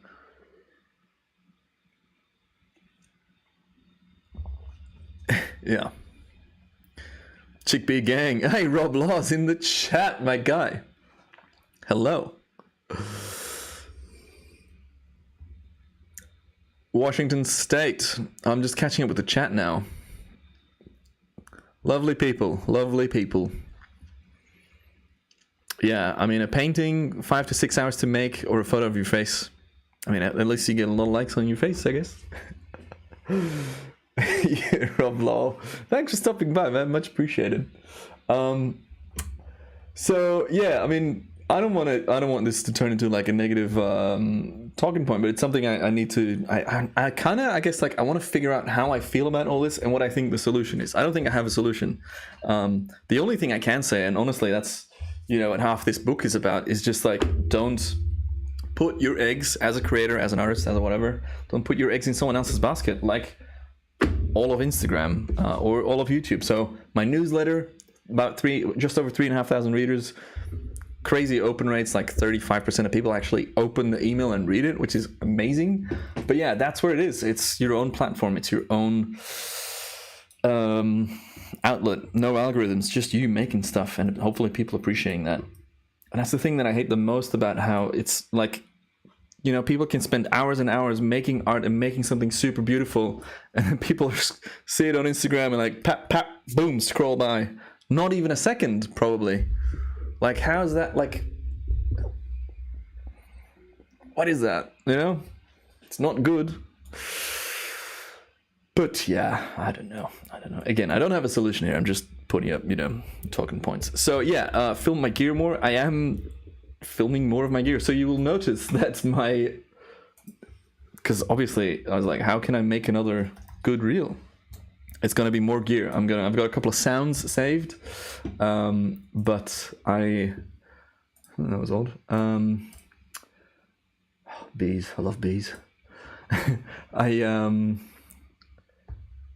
This one purposefully features the camera at the start. It's like a little bit of gear. And not bad. I posted this yesterday, 700-ish likes. What's this audio? It's so odd. And about 10k plays, I think. And again, I'm annoyed at myself that I'm like emphasizing the numbers here, where I should be focusing on the quality of the art. And the quality of this art is definitely not good, because I shot it on the Lumix FZ82 with a 1-minute interval per photo. What happens then is the camera shuts down between photos, which is great for energy saving, but I've got a battery plugged into the wall, so it doesn't matter. But it refocuses anytime the lens opens up and it closes again. And so it focuses on a leaf or the pot, or a leaf or the pot, so the focus is like shifting in between. So super jittery, so not ideal. I don't know if that's like a power saving mode that I can change, but still pretty good. This was with the lowest, with the light on at the top set to like 1%, and I just let it run overnight. 7-hour long shot and a dramatic ass plant. I thought I killed it, because apparently calatheas is what they're called, are like quite tricky to keep. But let's just see what else is around with these plants. Calathea Time-lapse, that's pretty much the one I have. Mute. So in the daytime they kind of like fold out, and then at night they fold in. That's cool. So I want to have I don't have it here. It's usually behind me because it's a nice spot, but then look at that. That's really awesome. I really need to time lapse that guy. Or girl, who knows? Yeah, like a couple days of time lapse of that would be good, right? Just to see like, shh, shh, shh, shh. Put it to a beat. Put it to Cardi B. Boom. Views.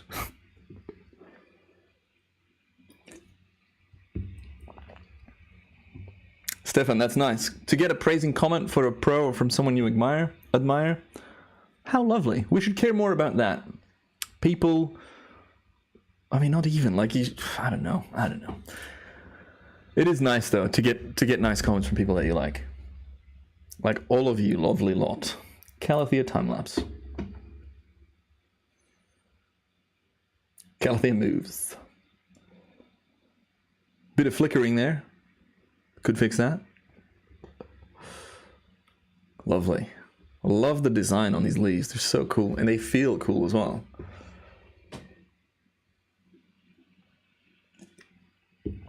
No more gear reviews.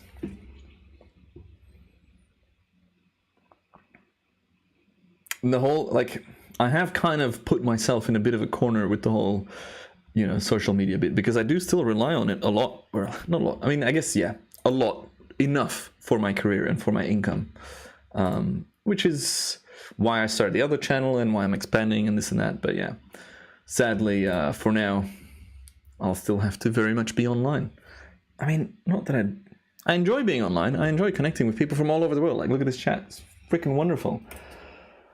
It's just the algorithms that I hate. So what are we thinking? A 48-hour time lapse of a Calathea?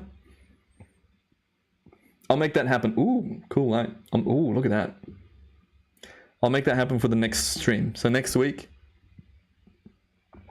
we can review some Calathea time-lapse footage. There's a lot of cool TikTok accounts about plants, plant time-lapses. This is a lovely little setup. I want to get a, was it Peace Lily, this one here? They apparently like really move towards the sun whenever the sun's around. All right, speed up. Speeding up the sped up video. This one's kind of low quality, come on. Different interval, you know, would have been good.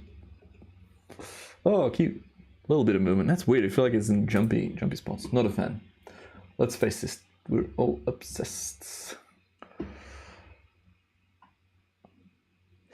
What are the higher end cameras like for time lapse? I don't know. I've never shot on a Leica or a Hasselblad.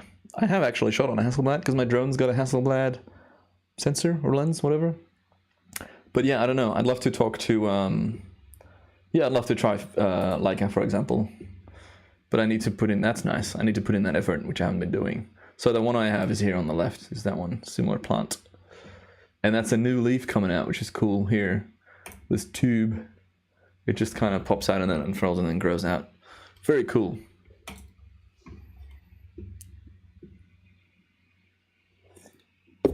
Rob Law, I love you. Thanks for stopping by. Enjoy that stand-up desk and send us some more twerk clips of you hanging on. Good times, good times. See you soon. Hasselblad just feels like annoying to time-lapse. Actually, let's just Google Leica time-lapse to see what happens. Videos, Leica Q2 time-lapse. Briefly explain time-lapse features. See, I could do that. I just need to get one. I'm actually, I've got an in for that. So I'm working with CVP next week, which is a big shop, I guess, to do a presentation about some of the SERP equipment. And once that goes well, hopefully I can ask them to loan me kits to make videos about. Nice little contra deal. Wouldn't be upset about that. Hey, Ken's in the house. Ken is the guy that told me that these t-shirts are actually super, super nice quality, which I was talking about earlier. So thank you, Ken. Milky Way keyframe adjustments for LR time-lapse. Milky Way keyframe adjustments, like gradient adjustments or contrast and white balance adjustments in LR time-lapse. Hey, Francesco, buonasera. Welcome back. The word photo in photosynthesis. A new name for the channel? No, not yet. I think I might just keep it my name. I didn't realize you could have the actual channel name as the same. I just got to figure out the link. So yeah, we'll figure it out. But it's not a main concern for me now. Just got to worry more about the actual content that I'm going to put up there, which is one of the subjects of today. I would love to hear from you guys what you would like to see on the new channel. You know, all things business, like how do you price projects? How do you find clients? How to whatever, anything related to business or income or whatever as a creative or as a creator. If you have any questions or video suggestions or content suggestions, I'd love to hear it. So you can put that in the chat while I go pee and get another beer. Bye.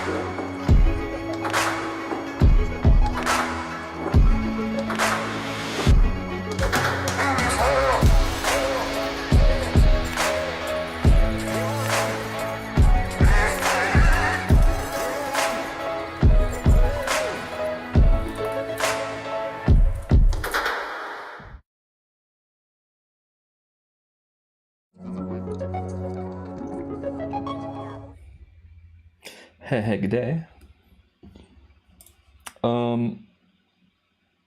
So much Italy footage to look at. Oh yeah, I had another question. Does anyone know?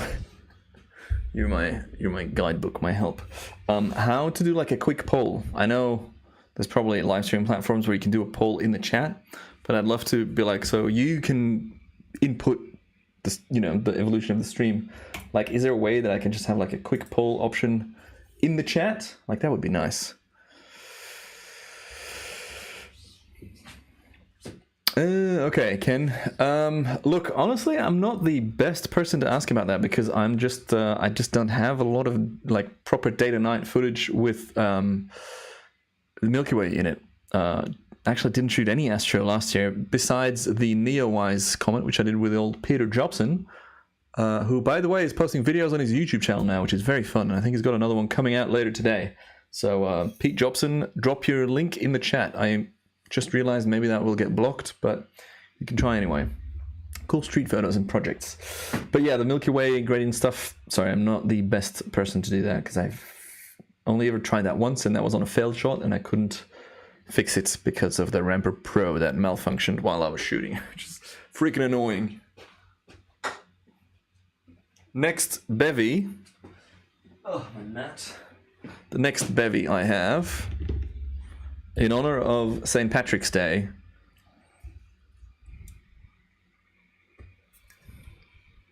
is a Guinness, which I only started drinking when I moved to the UK. So, content warning, little ASMR can opener.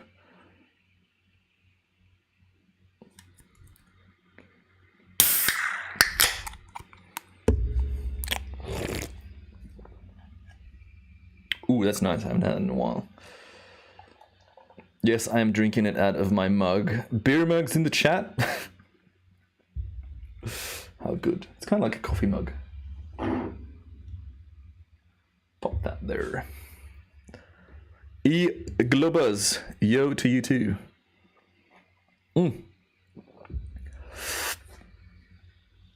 What are my thoughts on uploading time lapses as stock footage to different stock agencies? As I explained in my book, I'm the wrong person to ask. I know nothing about that. I don't actually sell actively on stock websites because I'm not sure it's worth my time. All I ever hear from fellow time-lapsers and my peers is that it's gone down drastically over the years, numbers-wise. You know, what you make per clip and this and that, with new models coming in as well on how you earn money from sales as opposed to a single sale per clip. Your clip might get downloaded as part of a larger collection of clips and then you get a percentage of the funds that are generated. It's all this stuff. I don't know. My book talks about multiple websites where you can upload it and what their rates are and fees and stuff.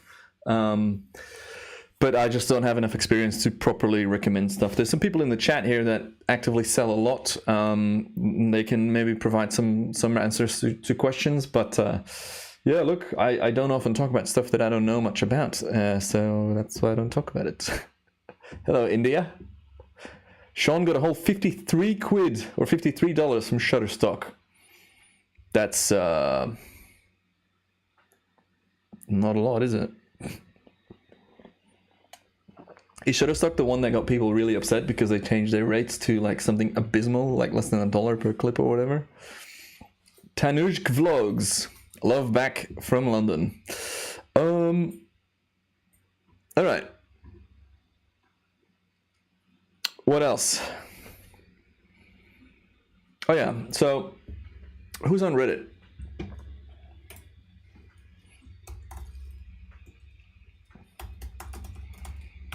there's a time-lapse subreddit that I'm a mod of since about a year ago or less. And I kind of want to make this better. Now, I don't know a lot about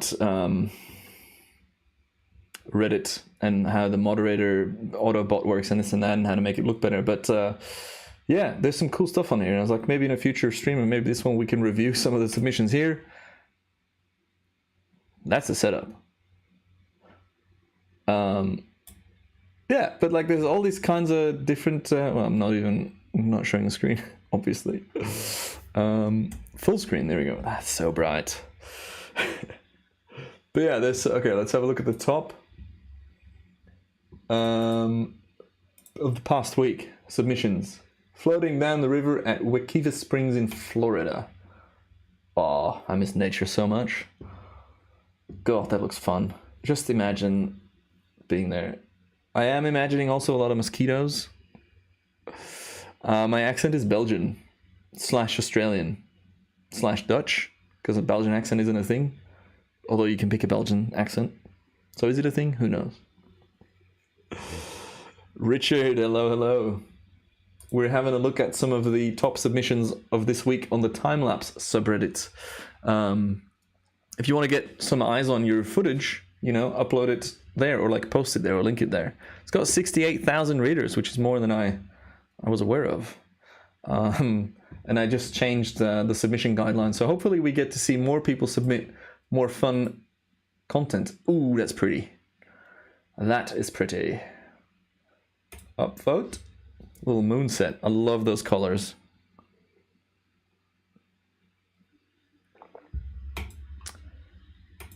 Kirkland, WA.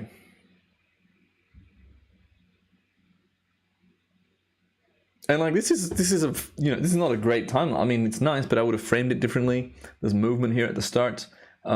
It's nice light and decent clouds, but nothing crazy. And this is top 5 submission of the past week with 123 upvotes. With 68 or almost 70,000 readers, that's a lot of people that are looking at this clip. So, you know, if you're trying to find different ways to get eyes on your content, reddit.com/r/timelapse. Let's pop it in the chat.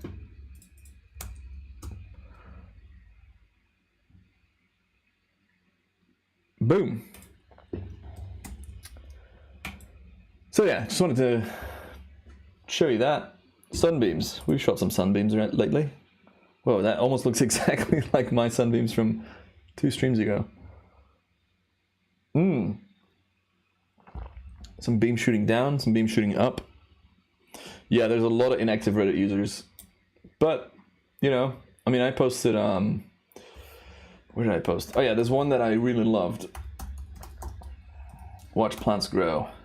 See, I posted my Calathea GIF on there. Watermarked with my username, 800 something upvotes, and that GIF now has 24,000 views. So if you make a GIF that's cool, and at the end of that GIF you put follow me on Instagram at MattJoes or whatever, that's 24,000 eyes on your username. Then even if 0.01% of those people come and check you out, that's still quite a lot of traffic.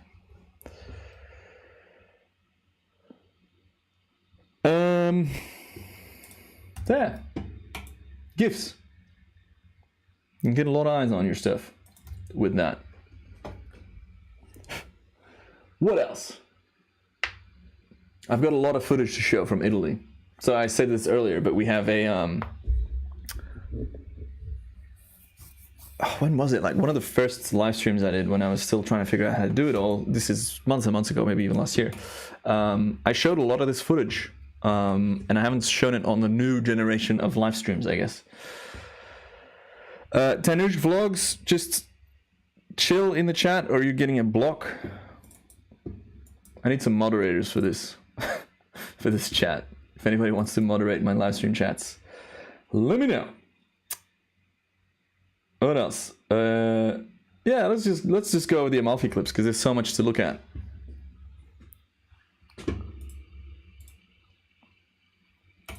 You're getting a timeout, Tanuj, which means that I can try to see what a timeout does. I don't know.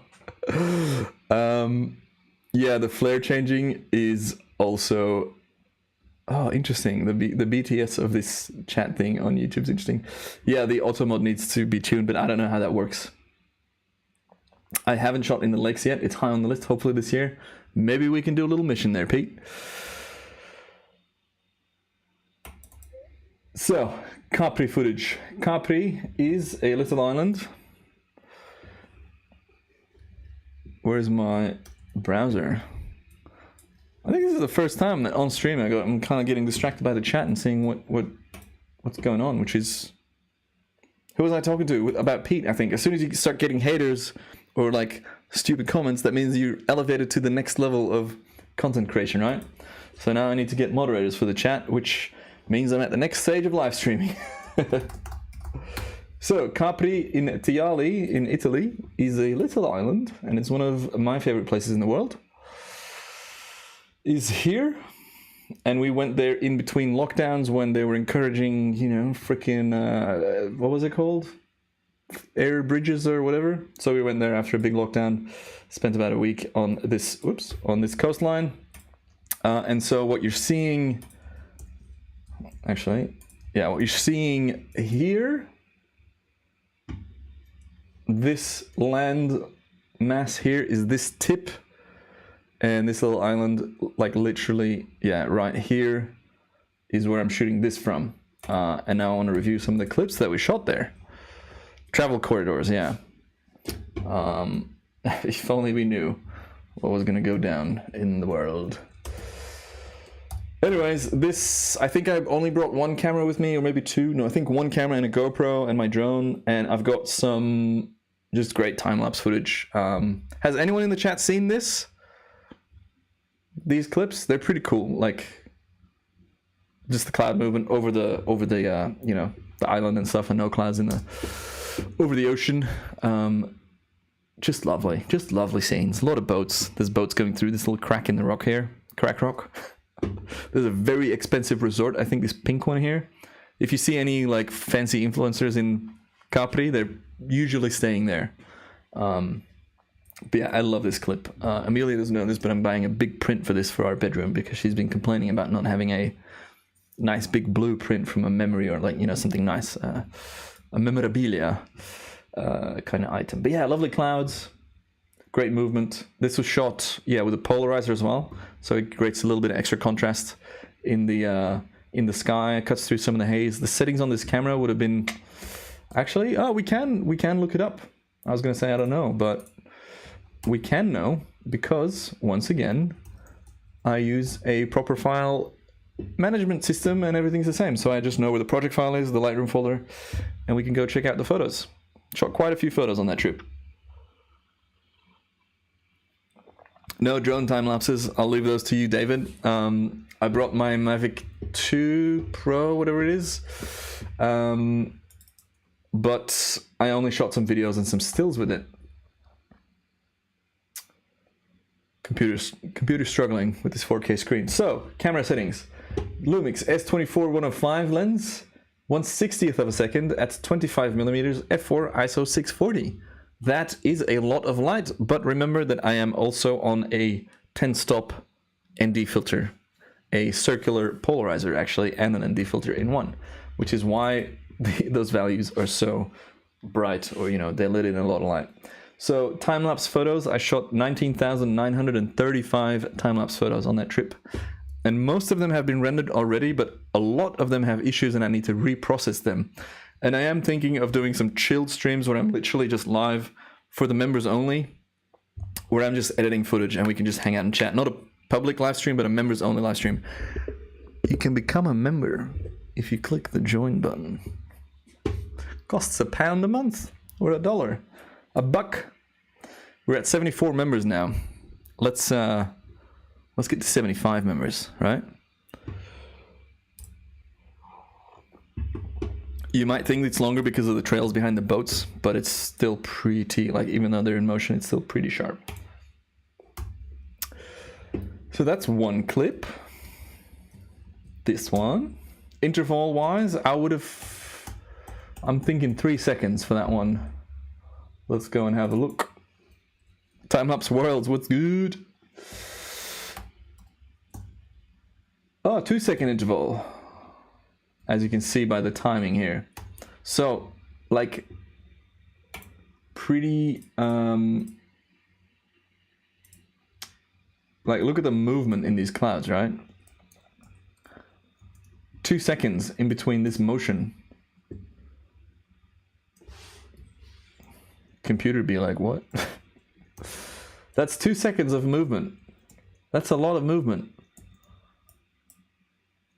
So when you fly past these types of clouds and you think you can see them move, you actually are seeing them move. They move quite rapidly. There's a lot of moisture and energy building up and blossoming and blooming. And that's what that looks like. Very nice.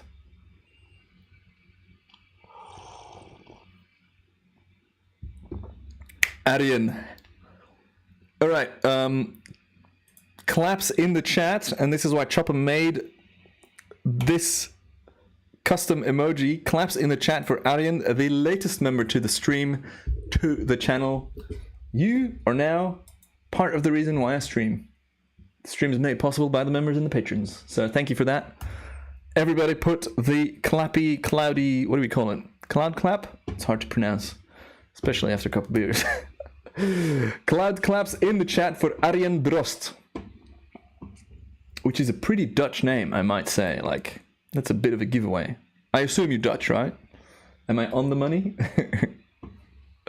Look at the cloud claps. Freaking love it. Got more on the way, by the way. So the more members we get, the more custom emojis we can get, which is also like a motivation to get more members. Oh, we can review some drone footage as well. But yeah, first, the time lapses. Cloud claps. There it is. What else? I'm going to close Lightroom because I feel like it just bogs the whole system down. Thunder claps. Oh my god. That's a thunder fist bump, actually. So, you know, get your claps. Get your clouds right. This is that resort, and I think this is like the private pool area or something down there. Like in Fancy Bars. And here you can see shadows and light movement. Very nice. And these boats moving through. It's a quiet day. This is usually, there's like a traffic queue backed up to go through this gap. We went through it.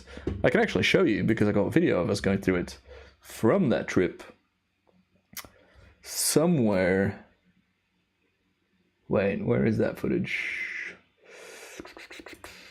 Phone? Oh, fuck it, doesn't matter. Yeah, pretty fun. Let's just go over the time lapses. Thunderclaps, I like that though. Okay, so this was shot at 105mm, and this kind of looked faint and faded when we were there. This is from the same little island, the Anacapri side of Capri Island, looking at another island, I forget the name. It's got a little castle structure, fortress there. And I just loved this layering of clouds, or like just this little cloud hat. Good day, sir. Above the island, and how that moves and how it stays there. And it looked so hazy and faded, but with the polarizer and it cranking a little bit of contrast, you can really show a lot more. God, that's choppy playback. Oh my god, Vasya Omelchuk, welcome to internship of the YouTube channel that is owned by me. We're gonna freaking... Let's get some claps. Let's get some freaking claps in the chat, y'all. Oh no, that's the wrong one. Okay, how?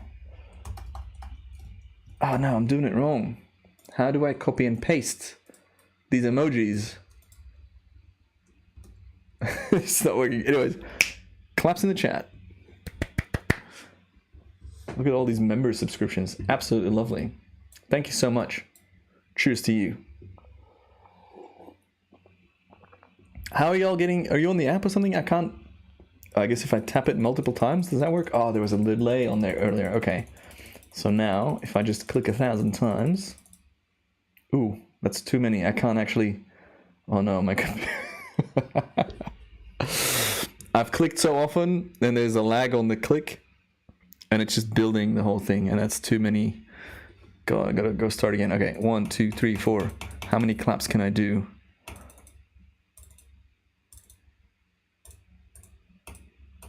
That's it. One more. Thank you. Ischia. Oh my god, Henry, you know freaking everything. What the hell? Pretty sure that's it, yeah. We'd love to go there next time because it looks like a stunning island with way less tourists. But yeah, pretty cool little spot. It is taxing on the computer to play this back because it's on an external solid state drive with this display and the laptop and streaming and recording at the same time with other apps open. I mean, I'm pretty surprised that this is playing smooth at all. But yeah, how cool. What a cute little thing. So with all this footage and the drone footage and the video footage that I shot, and I'm kind of worried about this video footage because like, where are all these clips? Are they there? Oh, these are the clouds that blew my mind. But yeah, I want to make a travel film of this little trip, and it's been so many months now. Amelia's been like, where's our travel video? Because I often make nice little videos when we travel, but I just haven't gotten around to it yet. Got distracted with other stuff. So this is the Amalfi Coast, you know, James Bond has been filmed there, and actually also Wonder Woman was shot on the Amalfi Coast. The scenes in, I forget the island where all the Amazons live, it's all shot around there. And I think recently they shot a lot of James Bond stuff there as well. It is the most stunning place in the world, one of the most stunning places. It's not Sydney, Australia, right? But it is absolutely stunning. And so we got lucky with clouds. We got some great clouds. Also, for my history buffs, this is a ruin. You can actually see the heat haze. Do you see that kind of shimmering? When I zoom in like that, I don't know if I'm messing up my stream, by the way, because everything zooms in, including my monitor. But yeah, this is a, what do you call it? Yeah, a ruin of an old Roman ruler / pedophile, because they all were, I think. And I think the majority of the Roman Empire was ruled for a short period from this villa here, which is pretty cool. We didn't visit because it was like a hectic amount of steps to get there, and we ran out of time, but our friends visited and they said it was pretty cool. The main camera is lagging. Yeah, that's probably because of all the Shaka on the cloud, love that, because of all the zooms and playing back 6K footage or whatever this is. Yeah, 6,000 pixels wide. That'll get you. This is not a PC, this is a MacBook that we're streaming of from. This was the view from our hotel room, looking up. A lot of great movement, a lot of nice clouds. I should have brought a longer lens. I'm pretty sure this is at 105mm. And I pressed pause like 5 minutes ago and it's still playing, so obviously the whole system's kind of bogging down. But yeah, this is with a 1 second interval, even a half second interval, zoomed in on some of these clouds, that would have looked absolutely fantastic. Ah, that is a bit more zoomed in.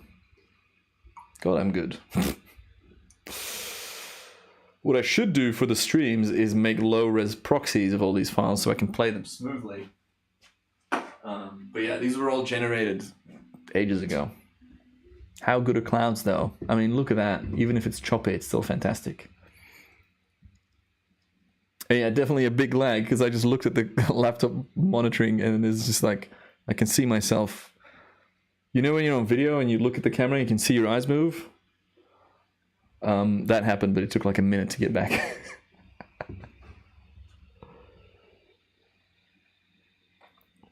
This was all shot in manual mode because the exposure stayed the same. But if there were any shots where the light was changing, I shot in aperture priority mode with exposure leveling, which is a specific mode on the Lumixes that just does so well. This was a view from our hotel, looking up, and I just wanted to obviously shoot these clouds. And just look at how nice this whole scene is. God, I miss travel. Oh, this was our second trip to the Amalfi Coast. We just went for something that we knew we liked, and we splurged a bit because normally we travel quite a bit more. Like, this is probably going to be the only trip of the year, and we were correct.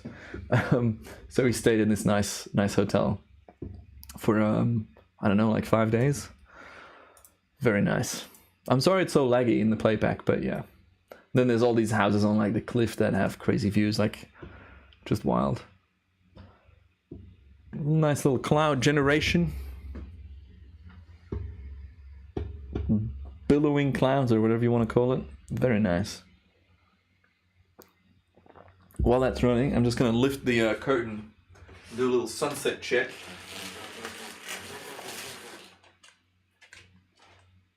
Ooh. There is potential for a monster of a sunset, but we'll give it some more time. When?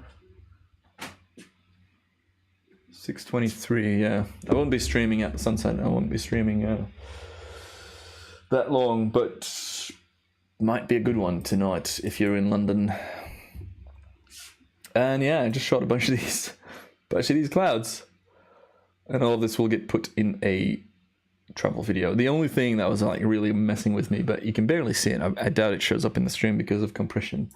But there's these power lines, which, you know, they're part of the scene. That's fine. It's an element that is there. But God, why? The bane of my existence, power lines. Nah, not really. This is shooting almost, not straight up, but like quite straight up. How do I make a decision about the interval? Good question. So my general interval guideline is 1, 3, or 6, and that is people, clouds, sunset, or sunrise. People, be it people walking, traffic, bikes, movement, 1 second because you can make it look nice and fluid. Clouds, often 3 seconds, but if they're moving fast like they were today, or with clouds like this, and you have the storage space and you have the camera that can pull it off, a 1 second interval often results in some really nice smooth footage that is easy to speed up if you want to speed it up. It's easier to speed up footage than it is to slow down footage because you have all these frames to speed it up with, but to slow it down, you need to create frames in between the other frames. And there's software that can do that. They can kind of try and figure out, they look at one frame and the next frame, and they're like, we think this is what that would look like, but that can lead to like some really interesting, really ugly results. You can frame blend, which takes an average of the things in between, but that shows in a certain way, and there's lots of stuff. Oh, look at that. Lots of stuff you can try, but it's best to get it right in camera. But for clouds, I often shoot 3 seconds as an interval. This would have been shot at 2 seconds, I think. Just lovely. I don't think I've seen this clip. I don't remember watching this. You can even see a bit of the sun rays on the left here, shining past the clouds. Again, I don't know if it shows up, but it's vaguely there. Just stunning movement. 20-second long clip. Well done, Matty. This was a view from our hotel room.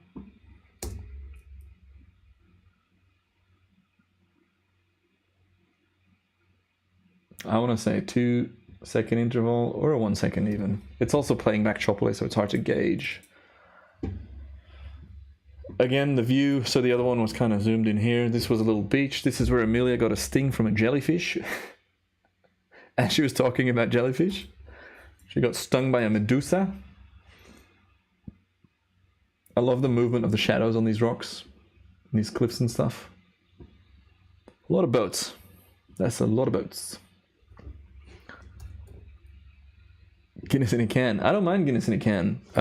Also, Guinness in a can, the first time I had Guinness, I was like, oh, there's something in this can. But actually, Guinness has a little ball in it because it's pressurized with a different gas. And in this little ball is part of the, I guess the air pressure is in there. So when you open it, the air that is in that ball, or the compressed, whatever you call it, slowly releases. That's why there's a much longer fizz when you open a Guinness can. Beer facts with Matty Joe's. So this one is flagged as orange. I'm not sure why. I assume there's something wrong with it, or it needs a redevelop. And I shot this. Oh yeah, there's a flicker there. I know why that is. I figured that out afterwards. Quite a lot of the sequences have that. But yeah, I just wanted to get this shadow movement across the cliffs. A widget. What, the little ball's called a widget? That's ridiculous. And then I shot that again on another day because I wasn't happy with the first one. Oh no, this is the one I wasn't happy with because of the clouds over the mountain. They made it look too erratic and I didn't like that. So I reshot a bit. I don't know why this one has got a different name. Kumu, short for cumulonimbus, towering cloud. So far away, pushing the far end of my lens, 105 mil. This is that anvil shape I was talking about earlier of the clouds. Like these clouds literally, physically cannot get higher than this top level. So what you can see here is closer by, so it looks like it's higher, but this far bit here, this anvil shape, is the top, I think, the stratosphere or toposphere. And yeah, you can see it doesn't go higher than that. But look at that blossoming, billowing, blooming cloud. Fuck. Wish I had my 7200, but I was on holiday. Better in a bottle, but if I had to choose between not having a beer or having a beer out of a can, I'll go beer in a can or in a cool mug. Metros.com/merch. So yeah, great cumulonimbus clouds, and they would be forming over mainland Italy. You can very vaguely vaguely make out the mainland here, which hooks around. Then, one night we had some lovely moonlight, moon rays. I'm annoyed that is so choppily playing back. Playing back so choppily? Where's my English going? But yeah, look at these rays. Moonshine. Yeehaw. How good.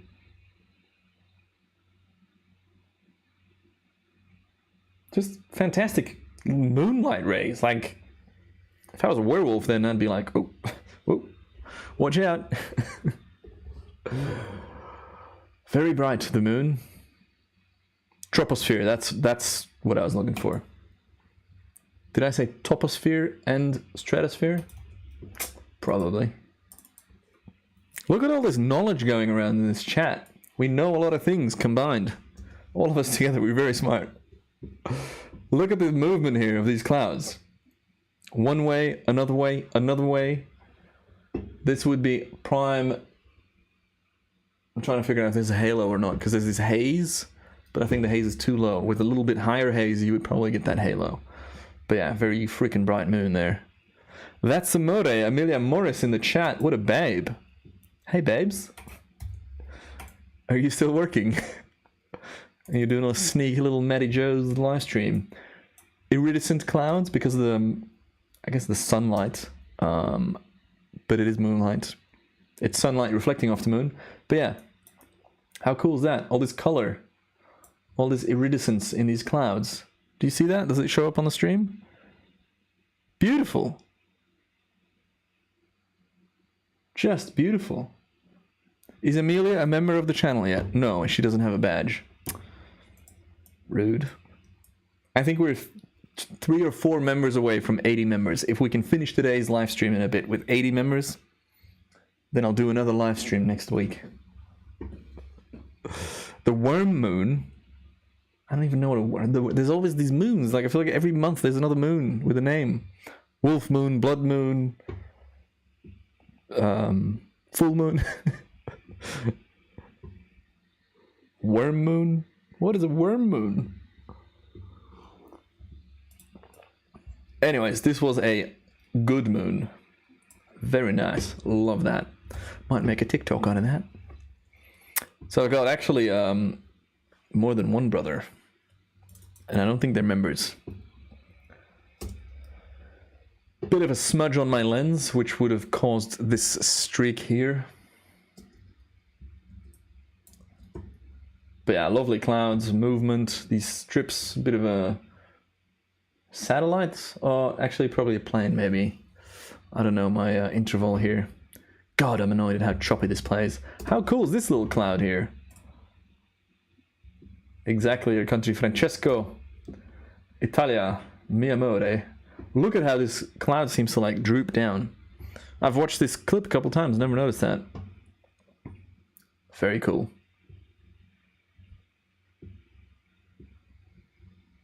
Very nice.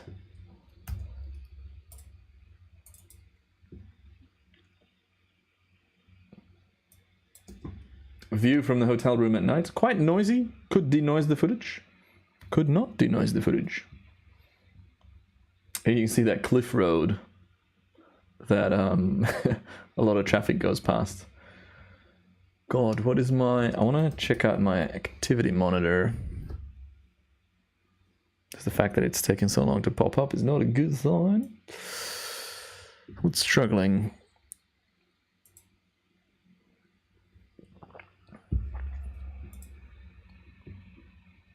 CPU load. Still a bit available. Memory. Nothing used. That's what happens when you get 64 gigabytes of RAM. Yeah, I don't know. Team Edward. I used to get that I looked like Edward, I think, a lot when I was younger. It's actually quite a lot of stars on that f4 lens. And I don't know what this is here. That looks just like some coma, some aberration. Denoising footage with... Oh, I always mix up the names. No, reduce noise by... Is it Digital Anarchy? Henry? Chime in the chat. What's the denoising plugin in After Effects that everyone uses? Reduce noise by... Neat Video. That's the one. Filters at night. I actually bought a filter a while ago to do an experiment from K&F Concept. It's a... doesn't actually say which one it is, but it's a light pollution filter. And of course I bought it, and then a couple of weeks after they emailed me asking if I want to get some of their stuff for free in exchange for a video. And I'm like, nah, I'm good. I already bought it, unless you can refund me. But nah, I wanted to buy this because this was like, I don't know, 50 quid. I can't open it, Jesus. And it's a light pollution filter, so it blocks out a certain frequency, a certain wavelength of light that we have in streetlights. So in theory, it should reduce light pollution in certain ways. I brought this up on a previous stream. Alan Wallace has a good video about light pollution. This filter, which has a certain tint to it, as I'm sure you can kind of see, blocks out the same way other filters block out UV light or infrared wavelengths, blocks out the wavelengths of certain street lamps. So in theory, you should see more stars. Now, I live pretty much almost in the center of London. There's so much light pollution here that this thing didn't seem to make much of a difference. What it does do is it darkens the image slightly and it discolors the image slightly. So after trying to balance the colors of the shot I did without the filter and with the filter, I just couldn't tell anymore if it actually made an impact or not. I'm in the wrong spot to do it. But yeah, I shot a bunch of stuff for this video, but I couldn't come up with like an actual conclusion, so I never published the video, which happens more than you think. Where I start a project or a video and then I kind of don't finish it because I either move on to something else or I can't think of it. I don't think it's worth it to make it for y'all. This was, I think, £50 or £40 or something. But yeah, a solid amount of stars here. Pretty nice. This might be a cool star trail shot. What do we have here? Looks like a plane. What else? Back to the screen. Yeah, nothing too interesting here. The reason I shoot these kinds of shots, like, it is filler content, like I might be able to use it, and every now and then you get like a crazy meteor. That's always fun. Haven't had that in a while though. There's another plane there. Thank you, Scotty. Much appreciated. I definitely intend to keep doing the live streams. I just needed to take a general break of everything the last couple of weeks, which is why the live streams ended, had a little intermezzo. But if anything, it's my preferred way of making content. Not only because it's direct interaction with an audience, I can talk about what I love, and also I don't have to edit anything. I can just live. Okay, I thought this cute little stack of clouds was awesome. But I went too hard on the dehazing, and then because of that not being a global edit and all these local little elements coming into the shot, this whole shot flickers like crazy. Since I made that. Gunther, the developer of LR Timelapse, has made a video explaining how that all happens and what you can do to prevent it, but I haven't reprocessed it. Not yet. So yeah, all these orange clips, they have issues with them. Crimsonify, I appreciate you being here. Thank you so much. I loved these clouds. I thought they looked really awesome. And you see here how it looks like it's collapsing and building on itself. And now it's building up here, and then I think it collapses again here on the side. How cool is that? And a couple of subtle rays shooting through. Very cool little cloud.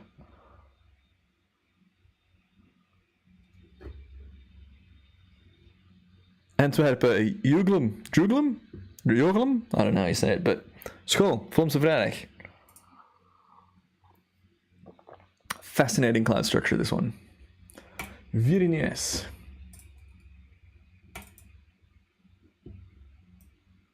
Is this... Oh yeah. Clip with issues. The one I just showed did not have issues, but this one also has that localized contrast issue. When the boats come in at the bottom of the frame. Google more than Google. Cool. For those of you that don't know, Antwerp is my hometown. Antwerp represents. These were the clouds I was talking about earlier. These ragged looking structures in lines that moved across the sky in very confusing ways. I was stressed standing there and looking at it because I'm like, what's happening? I don't know what this is. Does this mean there's something more coming? Do I have to shoot this differently? What's going on? And so this was a super stormy day, and we had, yeah, these kind of weird looking bands in the sky. And then that evolved into more structures, and then that eventually evolved into an amazing sunset where it was raining and there was a gap, and it's looking good right now for sunset, by the way.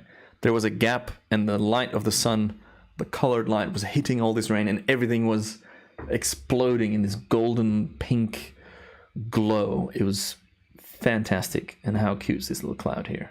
Or this little cloud formation. Hello, where'd you come from? What the heck? I've never seen this type of cloud structure before. I look at clouds a lot, so to get that, you know, it's pretty cool. How much time do I take on average to shoot a short-term time-lapse like what I'm showing now? Probably 20 minutes per shot. So, or 15. Say I'm shooting at a 3-second interval, which I wasn't for these, I was shooting at a 1 or a 2. But let's go 3-second interval. A 3-second interval for 300 frames is 900 seconds divided by 60 seconds gives you 15 minutes. Is that right? Yeah, pretty sure that's right. So 15 minutes for a shot like that. But in reality, it would be shorter because I would shoot at a 2-second interval. Here you can see something that resembles mammatus clouds, booby clouds. And they show up during or around storms because of unstable stuff. And it's warm, it's pockets of cool air drooping down in surrounding warm air, I believe. I read that on Reddit a few days ago. But yeah, look at this air coming across the mountain range, or like the little hill or mountain that's behind us. And then look at the top left as well. Look at this here. Look at that. Just kind of revolving on itself and hitting that opposite direction. Very cool. Very nice. Loves a bit of storm. And here you see some crazy... I kept waiting for like a big ass water spout to appear. But yeah, look at the water here at the bottom. There were some crazy wind gusts, and I kept hoping that it would turn into something big. So I shot so many time lapses of the water here, but it didn't actually evolve into anything more than that, except for that crazy ass sunset that I was talking about. Just having a quick look. Yeah, it's looking nice. Very interesting. Very interesting. Go over this. Oops. And then I might pull up the phone cam and show you what we're looking at. So Vasia, we actually did a time-lapse review of members' time-lapse content on the last stream. And I'll do it again for the next stream. So one of the chapters is submit your time-lapses and I will critique them or like tell you what I think of them and how I would fix them or how I would change them or something else. So yeah, keep an eye out on YouTube community posts for that so you can submit your content. I love this structure here as well because there's these lines in the sky, right? Like there's one big one going from top left to kind of like mid right, and then from lower left to top right as well, like a crisscross pattern in the sky. Black Friday to buy my books. What kind of discount am I doing on Black Friday? Discords, discounts, Jesus. You can still use 25 off as a discount right now. Today's the last day.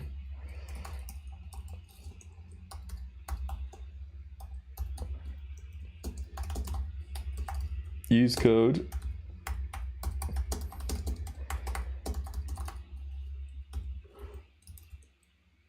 for all my digital products. Is that the right link? Oh shit, that's the wrong. Sorry, I'm gonna rename that. If you're keen to buy what I make, that's the code, and that gives you a nice discount. And I will pin that comment. Et voila. You can get my books. The Ultimate Time-Lapse Guide and Passive Income for Creatives, which now also exists as a print, but this is not with a discount because it cost me money to print it.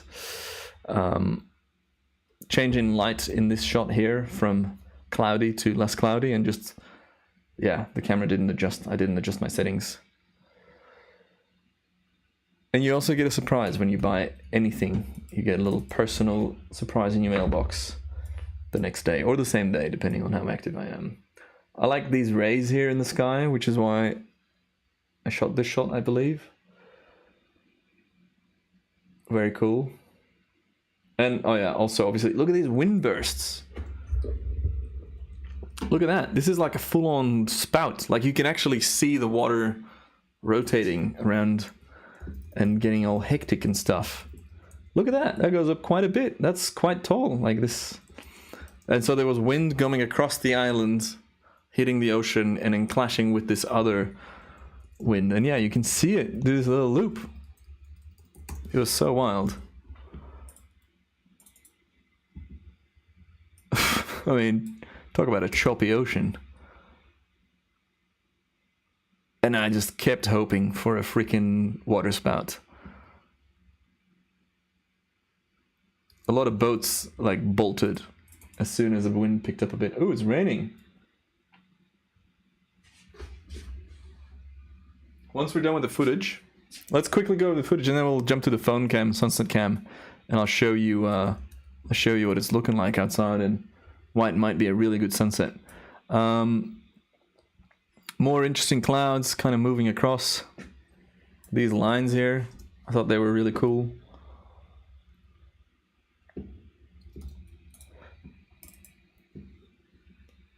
And this was the first shot. I was like, what the fuck are these random lines in the sky?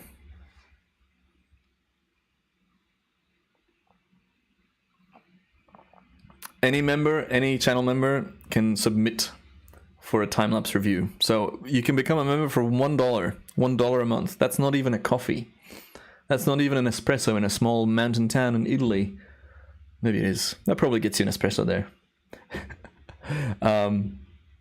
But yeah, I mean, to me, the members, it's just nice to see, like, there's a community of, there's now 76 or 77 members. So if you want to be 77 or 78, whatever, hit that join button. You don't have to become a member. It's just, it's nice. I'll do a post, a small cup, yeah. I'll do a post on YouTube for submissions for the members. So only members will be able to see it to submit their content. Thank you, Scotty. That's nice to hear. I'll have to check it out. Boots, welcome. Claps in the chat, everybody. Claps in the chat. Let's go. Custom emoji. Oh, my computer is so slow. We have another member. Fantastic. We can dab, we can clap, we can drink, we can dance. And we can also look at how I messed up the edit for this footage.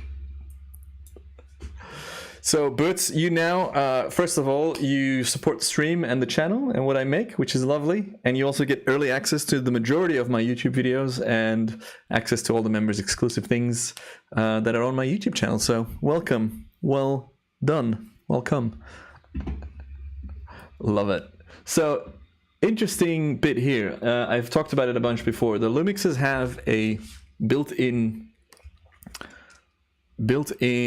exposure leveling mode for a, you know, sunset holy grail shot where, God, it's looking good out there, where it minutely adjusts the settings. So this time lapse should have been clean with no flickering. However, there is this exposure pumping visible, which was induced by a plugin that I used to edit this footage, because it looks at the EXIF data to change the exposure throughout the sequence, but it doesn't realize that it's already a flawless flicker-free sequence.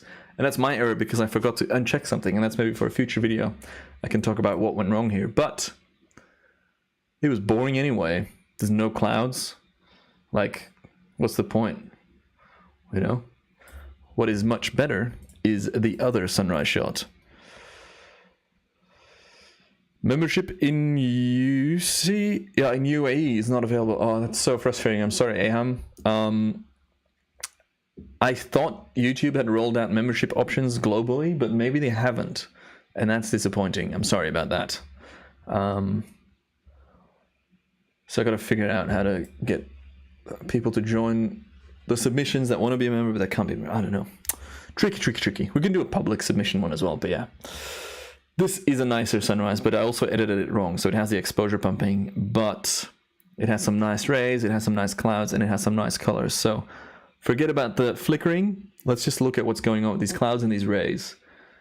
And again, this was programmed to shoot while I was snoozing, because this was early. This is in summer. It was like 5 a.m. or something. There's no way that I'm going to get up to shoot a time-lapse on a holiday. I mean, there is a way, but why do that when you can have it go by itself, right?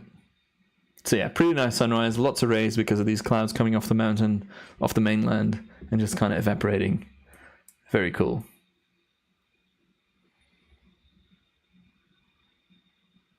But yeah, I gotta re-edit that, which doesn't take too long.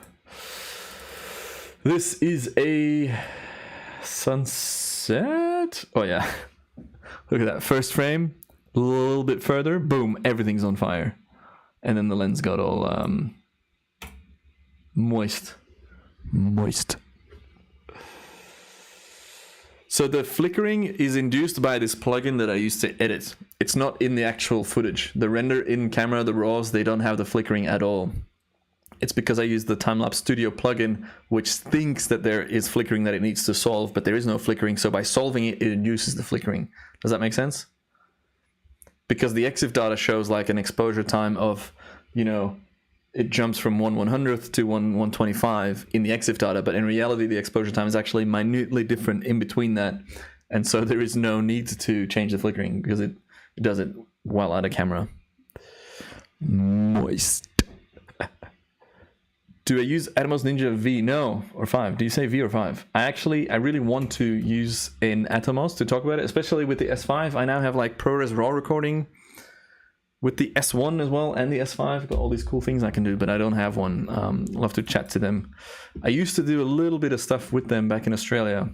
They gave me a kit once. They gave me a Atomos, what was it? Shogun, I think, one of their early screens. And I did some videos on my YouTube channel from years and years ago, like 6 years ago.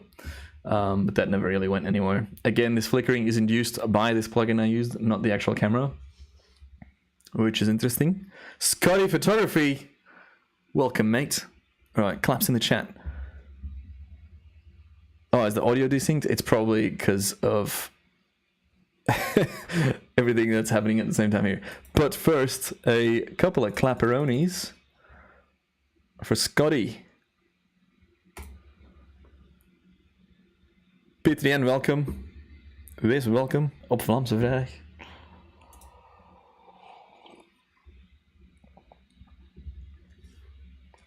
A time-lapse edit doesn't take much time, and as I said earlier, I'll do like because these streams are like a bit entertaining, right? I want to show you stuff and I want to talk about things and ask questions and this and that. The streams I want to do for the members, the private streams, are when I'm literally just like hours on end, just sitting down and editing stuff and occasionally glance at the chat. This is a different kind of stream. I've done a few of those already, but now that we have more members, it'll be more fun to do that. So thanks to all the members for supporting the stream. Clapperonis. Just look at all the badges and the claps. How bloody good. All right, almost through with this. Lovely, lovely scene here. Was having a cocktail. Hello, Amelia. Come say hi. Claps in the chat for Amelia. My better half. Hi, where am I looking? You can look there. There's a camera there. There's also... No, that's pretty much it. That's the only camera. How good. Amelia's gone on some exercise, some fresh air. Very nice. Yeah. Very good. Look at the sunset. It's about to pop off, I think. Oh, nice. Yeah. Oh, nice wispies. Yeah, Anyway. might shoot that. You go. Hi, everyone. Enjoy. Goodbye. Lots of love. See you in a bit. Look, I'm the real star of this. Remember live last stream. time the focus only focused on your face and it never chose my face? Hi, Pete. Aw, Camera's Pete. probably like, fuck that ugly guy. Yeah, it's not focusing on me, just on you. Mwah. Bye, love. Mwah. Love you. Goedenavond. Hey, Amelia. Amelia! Oh, I love it. Amelia fan club. Woo! Ciao. Alright. Back to this sunset. Look at those. Oh, fuck. I love time lapse so much. Look at the movement of this. Oh, the colors look so different on this screen and on the OBS. Look at the movement of that wispiness. Can't you just like, I just stare at that for hours.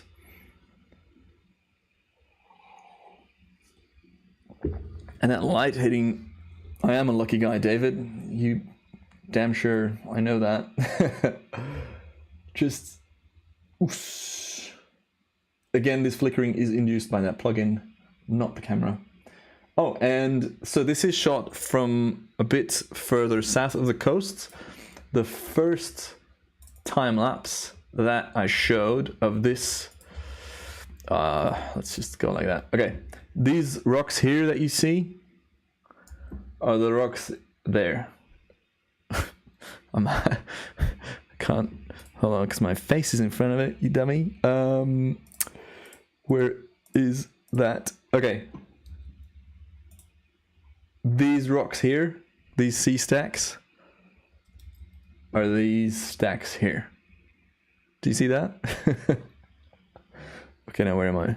Put myself back on. Okay. And yeah, I apologize about the out of sync audio. Tritone.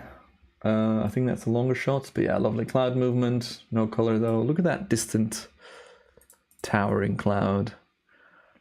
Bloop. Looks like a train. Sun's coming out. Oh, maybe it's not going to be good. There's a bit of a system there. I think the timing's off. And yeah, just lovely clouds though. Absolutely beautiful. And then this clip actually was one of my top performing clips on Instagram last year. A hyperlapse of Mount Vesuvius, a volcano. Pretty cool. Great clouds. I made that into a boomerang, looped it around, zoomed in a bit, and people lost their shit, which is nice. But yeah, great clouds. I mean, look at this section here.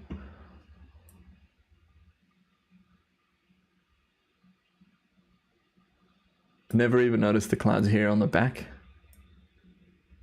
So nice.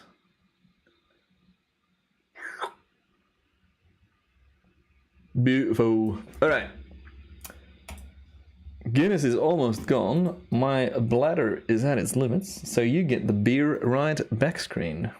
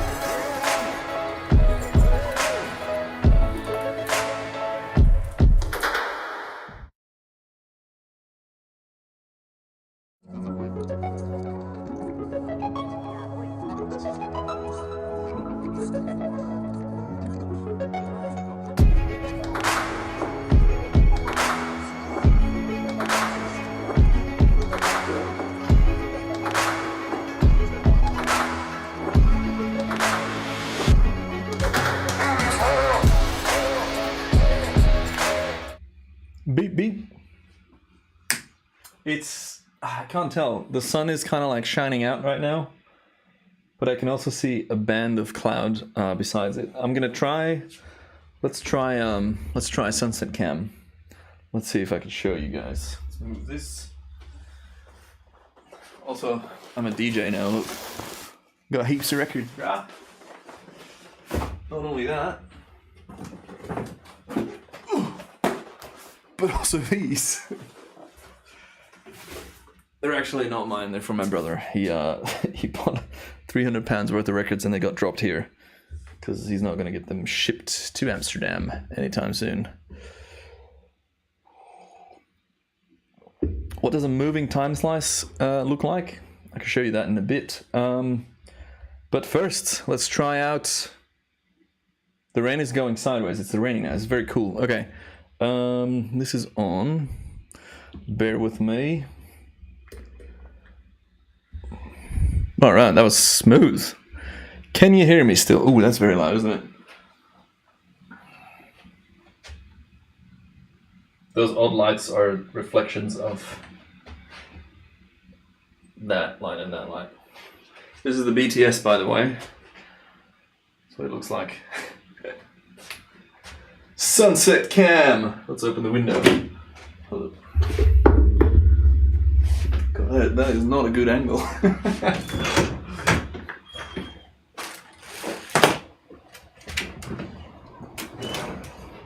I wonder if I can go and set up a time lapse and take you with me from like a body mount or something. Anyways, yeah, these are the crazy windows in case you missed that last time. They open up like that. And they're great for little reflection shots. That's the city over there. And that's the sun. So, like this is nice for color. I don't know which mic is on, so I don't know if you can hear me properly. And bloody hell, it's bright. there's like a stack. Let's have a look here. Okay. Sun is there now. It's about to dip below or behind that band. There's going to be some light shooting through from that bit, but then that's going to block all of the light. So unless all of this moves quite rapidly, we won't have a lot of light shooting back. But I do want to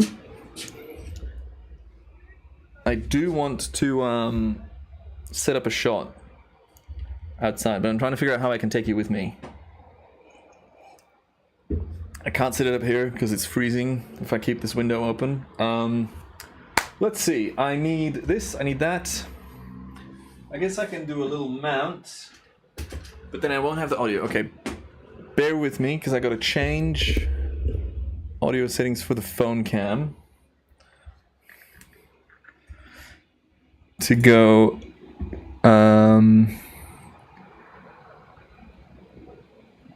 droid's cam needs to go, this goes down, this goes up. You can hear me now and it probably sounds like shit, right?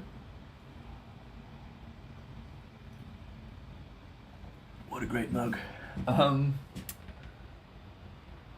Okay, now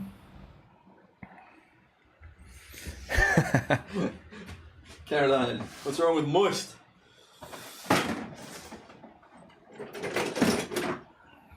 Okay, I'm gonna clip sunset cam onto this. First of all, I'm gonna put on a jumper because it's cold.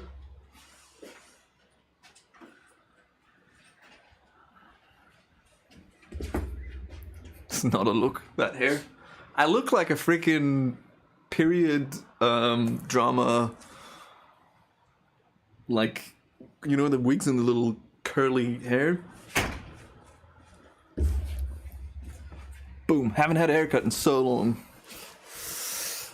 Okay, so what are we doing? I'm going to try and set up a time lapse and take you with me. If I lose you, I'm sorry. So I have this mount, but yeah, if I disappear, I'll be back shortly, you know, within a handful of minutes.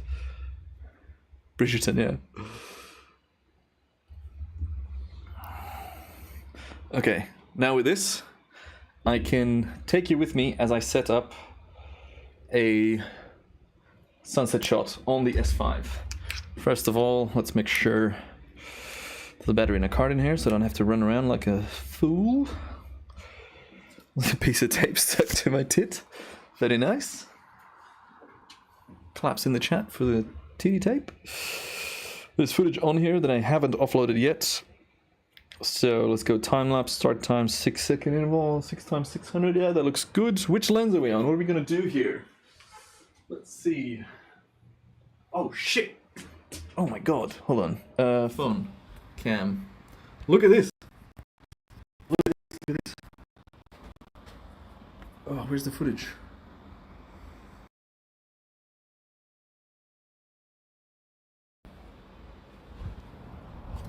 Look at those.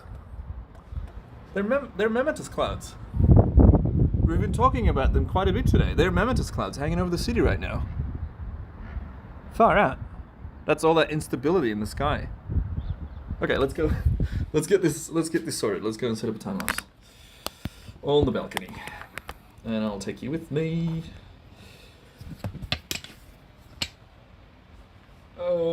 You can hear me. That's good. Okay, I hope I don't lose the connection, but we can go. I can't monitor the chat or the stream or anything right now, so we get a little crazy up close angle. Whew, chilly. Okay. Welcome to the balcony. These are our new chairs. Ow.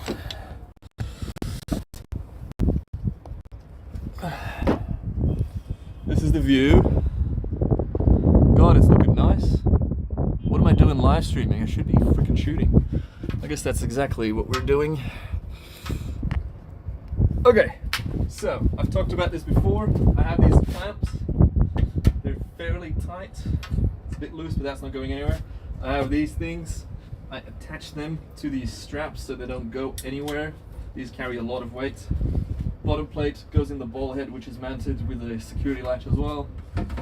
Goes on there. I don't know if you can hear me or even see me, but still trying. Auto ISO, White balance doesn't matter because it's raw.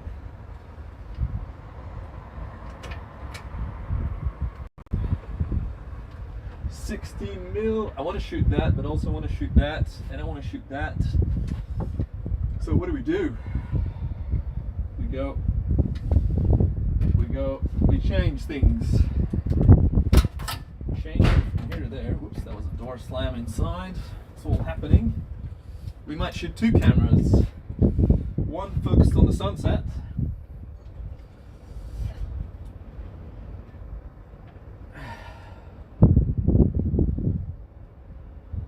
And one focused on whatever's going on here with these clouds, because that's going to look really cool, I think.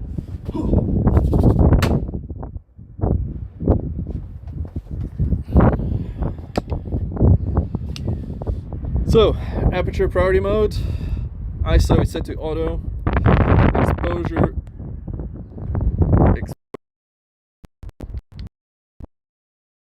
this saying that's the good one. Oh my god, I'm shivering.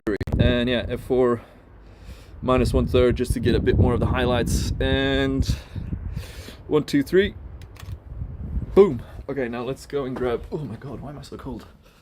This is my Calathea plant, by the way. It's drooping down. Maybe it'll lift up in a bit, who knows? Am I still here? Is the stream still on?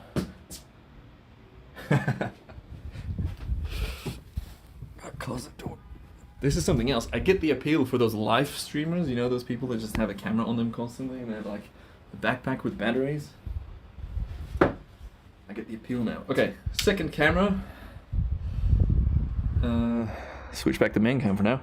Second camera. Is there a card in here? Do I need to offload it? It shouldn't be. That's fine. Oh, that light's almost fine. Shit. Oh my god. I'm using a very dodgy setup for the light in the back. Oh my god, that almost fell over. Wow. Hey, Tom Carroll in the house. Okay, so same thing with this. Let's go back to sunset cam. Yeehaw! Second camera. It's got the same mounting thing as the other cam, but I can now change because this might become crazy. I'm not too concerned about what's going on here. The action's going to be there, which this camera now has. So this is kind of that safety latch. Whoa, that's not supposed to happen. So, okay, I know what happened here. Because this thing is fully, like, deteriorated from the clamp. From this thing. So you can't push that in, that's a safety latch like that. And then you tighten it. But because the actual spigot has been deteriorating over the last little while, that little extra clamp doesn't work as well. So, pop that like that. And time to set up the second cam. I don't know. Same approach. I just gotta.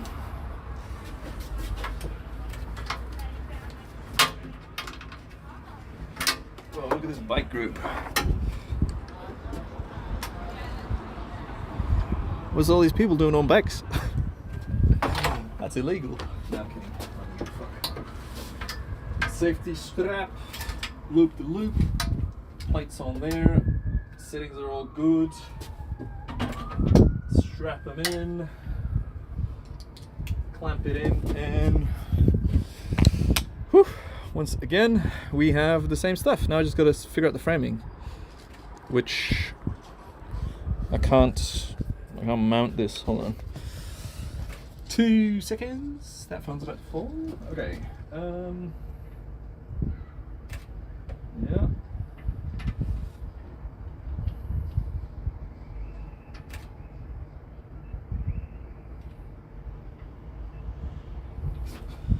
Okay, so I framed it up.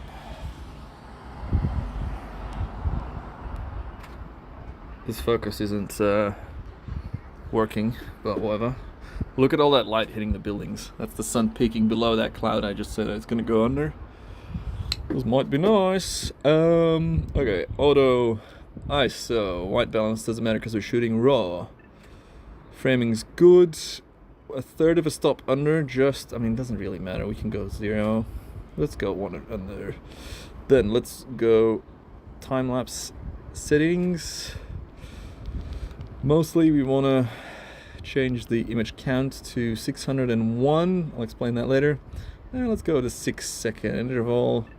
Like that, make sure it's in focus. Autofocus and stabilizer is off. Manual focus, but we can confirm the focus there. And then this to turn the display off. Boom. It's go time. Beer warning.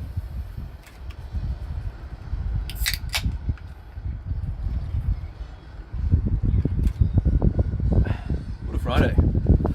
So, now we have one camera shooting all that nice stuff. There's probably not too much happening over there, but we might get some crazy light over there, which is an interesting, I'm just cropping it just like that. That's the framing there, and that's me. All right, close this door. Woo!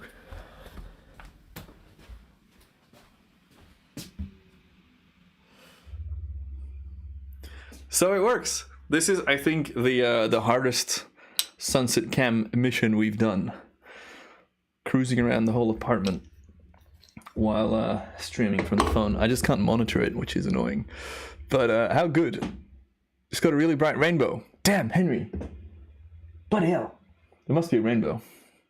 I wonder if my Wi-Fi reaches to the roof, because we have a shared rooftop with like 3 or 2 other floors, and that looks out all the way that way, the opposite side. So that looks out east, so we would get a lot of sunset rainbows there. Oh, I wanna... Well, okay. I'm gonna have a quick look. I'll be back. I'll put you on BRB screen. I'm gonna have a look. I'll take my phone with me to take a photo in case there's something there, and otherwise I have to set up another camera, but I don't think our Wi-Fi reaches there, but BRB. That button doesn't work.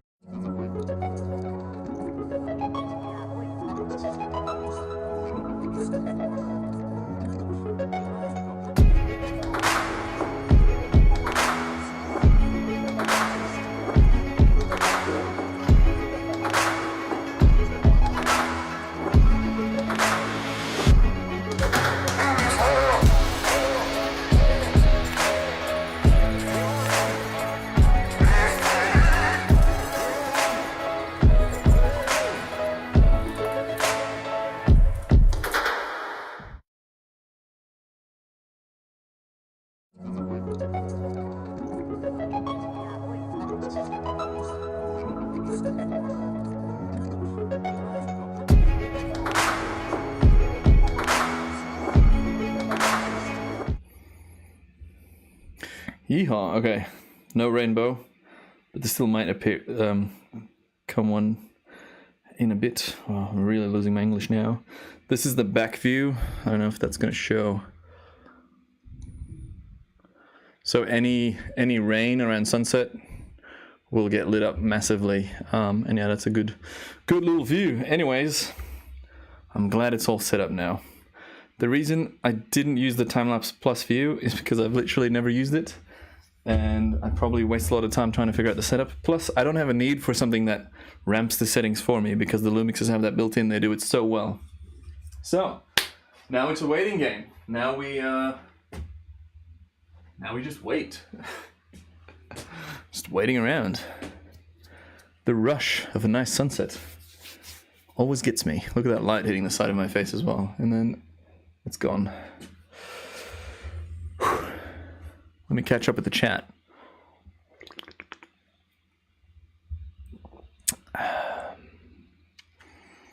Oh, also I checked we are, oh, that's the wrong window. We're 2 members away from 80. It's my life goal. It's my absolute dream to hit 80 members on this live stream. Been planning for years to get 80 members today on this live stream. No, I'm kidding. It costs £1. It costs $1 a month. If you're thinking about it, let's bring us to the edge. And then in the next few streams we will hit 100. But yeah, nice. You get so much from being a member. Tom Carroll, I'm calling you out. You're not a member. Sign up. Anyways, what else was on the lists? It's already 6. Wait, am I streaming for 3 hours again? I wasn't gonna do a long stream today. Yet here we are. What else is on the list? Not much, I think. Maybe that'll be it. Boop, boop, boop. Clouds. Oh yeah, there's one edit I wanted to do. Hold on. I'm just gonna take this jumper off because it's hot.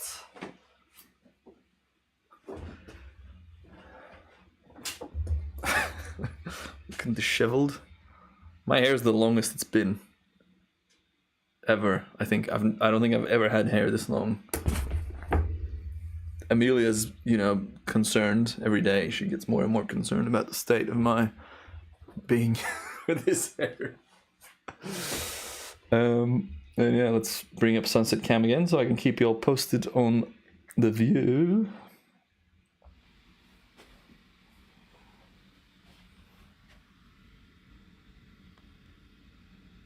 It's looking lovely. Very, very nice. Bit of distant rain there. Coming out of that. Where's my finger? Coming out of those clouds there. Very good. Very nice.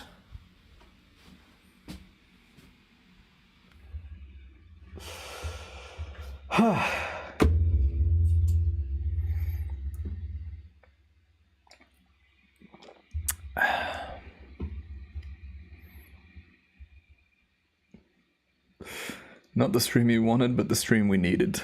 Love that.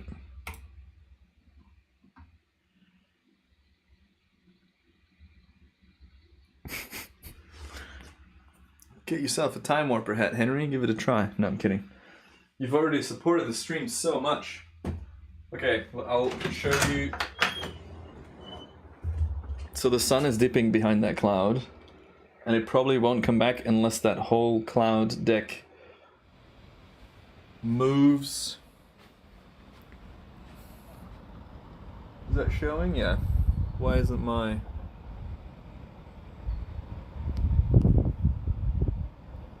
Okay, there we go. I hope you can hear me.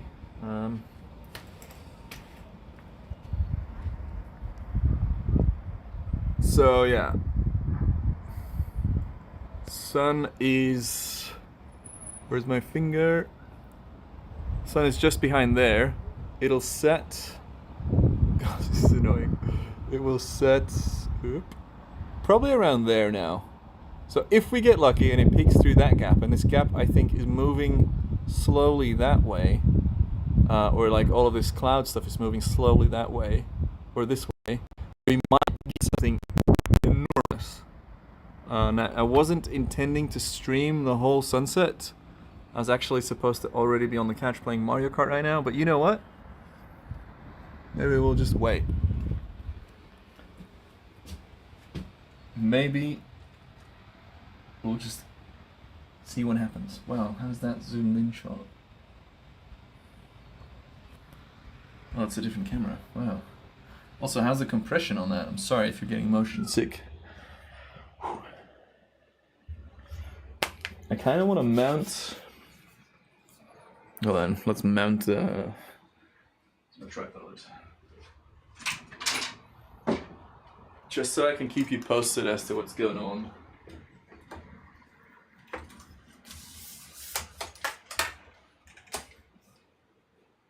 Let us pop this on the tripod.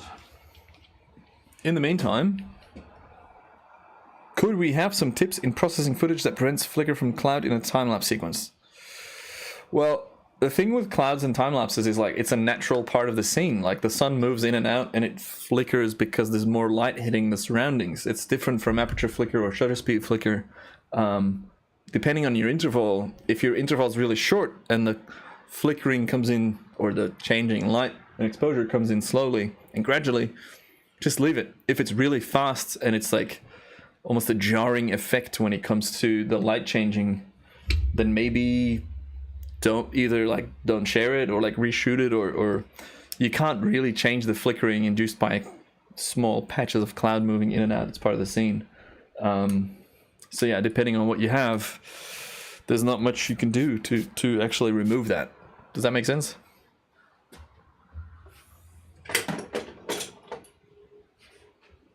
Also, I have this great little mount for my phone, which is a mini ball head in itself that you can use as a flat thing as well. Or it has two holes at the bottom, big thread, small thread. And that's just gonna go on my tripod now. And I'll mount my phone on there and I'll plug it in so it's charging, because that drains the battery. But yeah, you'll be able to, we can show sunset cam as we go.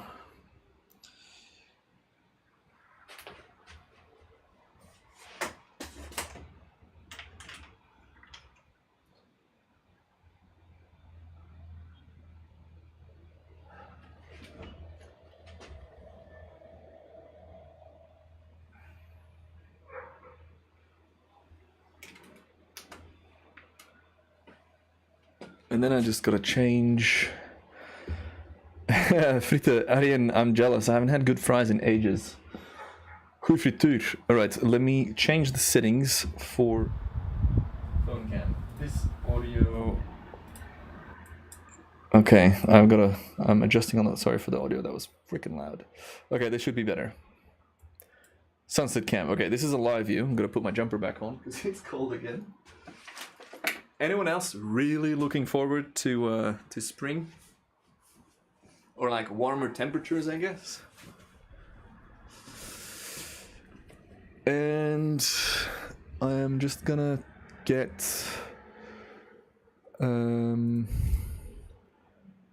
screen. I'm gonna copy this.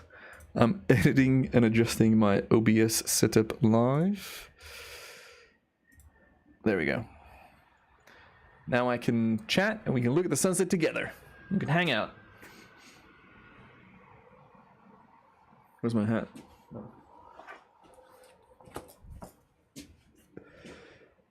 BT Tower looks short. Oh, can you even see it? I popped myself in front of it, didn't I? There we go. -5. Vazia, where are you?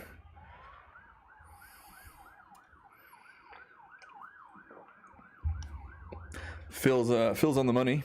Shorter frequency of shooting. We'll sort that.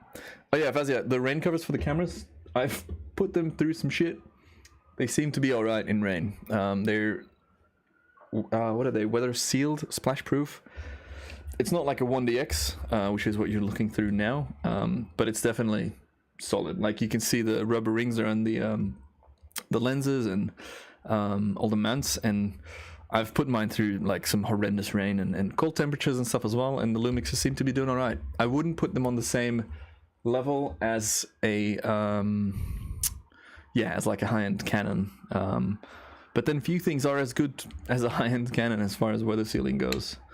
I'm playing with this thing, which is a little tabletop tripod by Manfrotto, and I never bought it because I thought it wasn't good enough, but then I went shooting with Pete once last year, and this ball head is actually much sturdier than I ever expected it to be.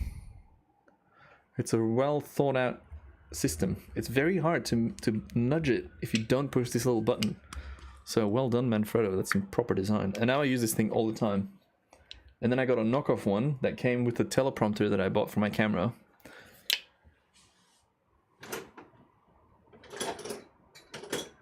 I don't have it here, or do I?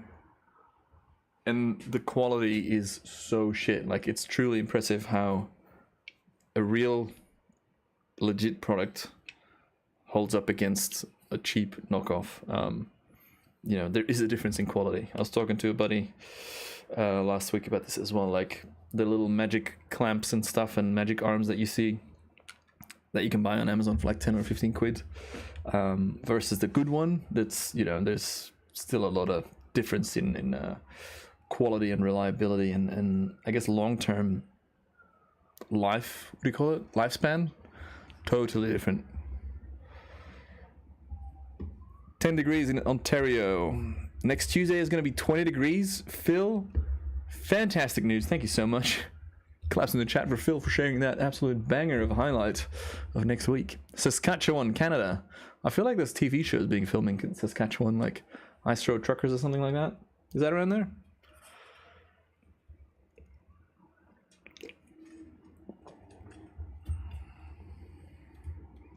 Henry. Mini tripod broken on arrival. I'm pretty sure mine's very close to breaking. I'm also trying to figure out where it is. Should be in my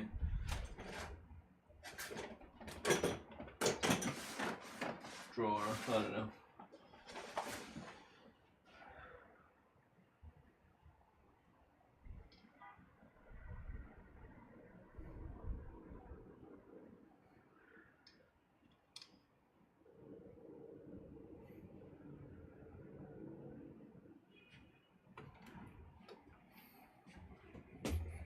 Southern Norway.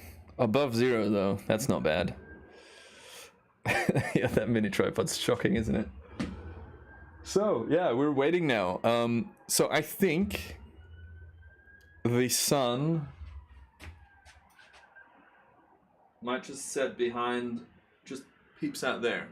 Even if it doesn't actually become visible, we will still get nice glow. You can see the pre-glow kind of on the bottom of that low cloud.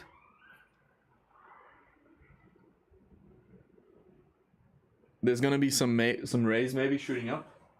Depends on the movement. But what's the time now? 6:07, and I think sunset's at 6:26 today. Is it? 6:23. Close.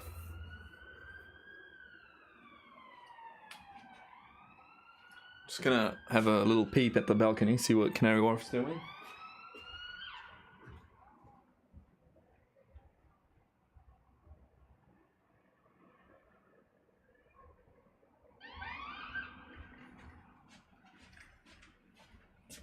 There's not much happening on the other side.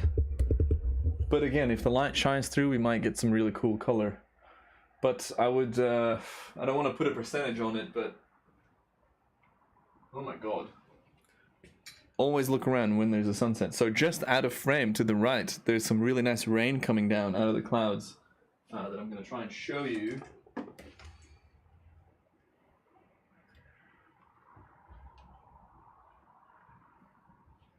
We're going manual. So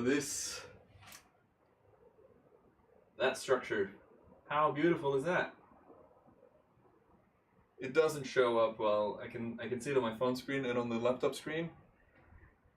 It's much nicer in real life.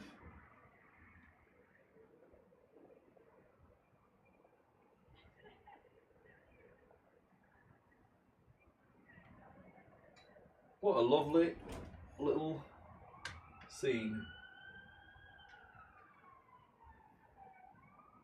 But yeah, that rain over there is pretty nice. And you can see kind of like more high altitude light hitting, or like high altitude clouds getting lit up, and these low ones not getting hit up because they're blocked from that.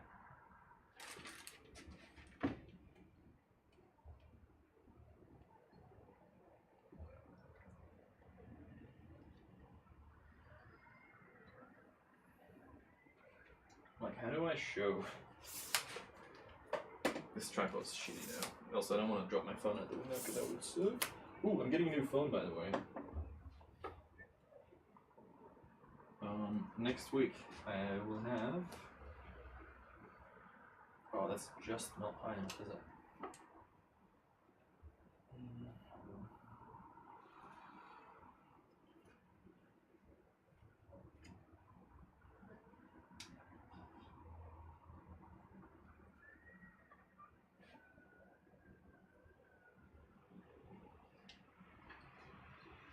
Yeah, damn it.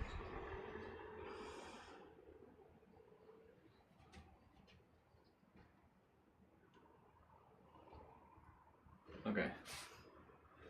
I have to say, that is a pretty janky setup. Tomorrow morning's moonset. Hello, London Viewpoints. G'day, mate. I wasn't aware that we'd be having a moonset. I mean, obviously, we have a lot of moonsets, but I haven't planned anything So what time does it set tomorrow morning? Let's oops. Let's have a quick look. Moon sets. What's the date? 26 or 27 to Moz.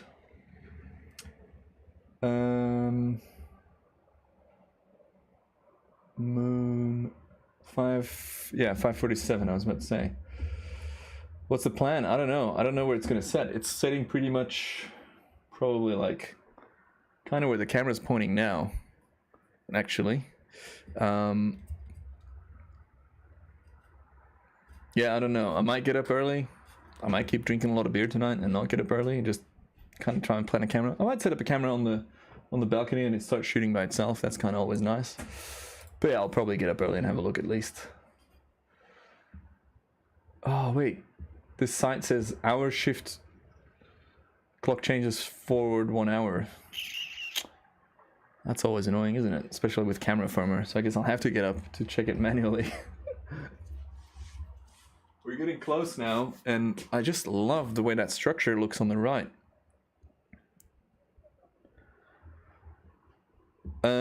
Common buyers, most purchases or most sales have been lately has been film or like documentary production companies. The last couple of clips I sold was for a sports documentary about an Aboriginal athlete in Australia called, I forget his name, it's pretty damn famous. Sold to that, and then besides that, honestly, I don't do a lot of licensing anymore. Not sure why that is. I'm also not too bothered by it because it's always annoying with like setting up prices and costs and fees and this and that. But sorry, I'm so distracted. It's getting very bright now at that spot where the sun's supposed to set, so it's going to peek out soon. And we can see at the top, there's a lot of light shining through about about there. So annoying to point. But yeah, don't do a lot of licensing. This phone setup is super janky, so I'm keeping an eye on it so it doesn't topple, because it's leaning towards the window. Because I try to get it above the above that, I guess. Oh my god, that's so janky. Clock change, early hours Sunday morning. Okay. So Michael, I was talking about you earlier actually. I don't know what I was showing, but oh yeah, we were talking about your time-lapse sliding through a small gap revealing the London Eye. So what's your plan for moon set, Michael? Let us know in the chat. I'm keen to see what you're planning. And it's getting very bright now, as you can see. I mean, I can't really show you. It's like,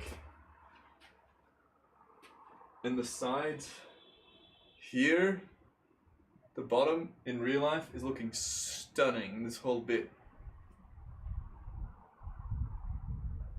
I think we made the right call setting up 2 cameras just in case, but I don't think we're going to get much color on the Canary Wharf side of things. And we're 7 minutes away from sunset. So yeah, there's the sun. Just lost a couple of more eyeball cells or whatever you call them. I do wonder how that's affected my eyesight over the years from not actively looking into the sun, but too often having a quick peek at where the sun is and then getting blasted in the eyes with sunshine. So Michael, where are you shooting? What's the plan?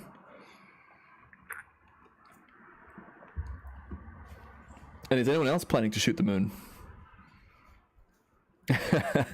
Not a specific location, but like, are you, is it? Are you going to shoot a shot of the moon setting behind a building, or like an alignment, or I guess what's the vibe? Not what's the specific plan? You can see the light hitting my face maybe on the camera. Ooh, little time-lapse party. When the world opens up, I'd love to do a time-lapse party here on our rooftop. Whatever that might be. And yeah, there we have it. The sun peeking out just in that corner behind the building. No, don't shoot the moon. Do wonder what's going to happen with the light here. really not nice. Look at that.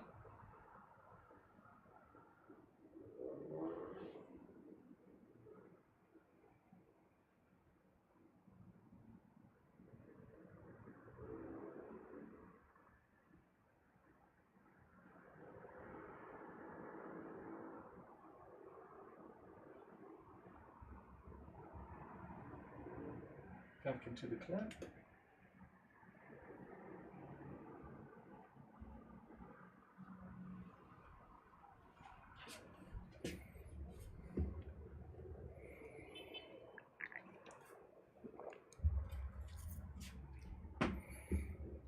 This is not a bad little sunset. I thought it would be a total bust today because of, you know, the amount of cloud cover, but every now and then you get a nice surprise. And I don't know if you can see, but there's cloud just there on the edge. It's gonna block the sun a bit early. The sun's actually going behind the cloud right now.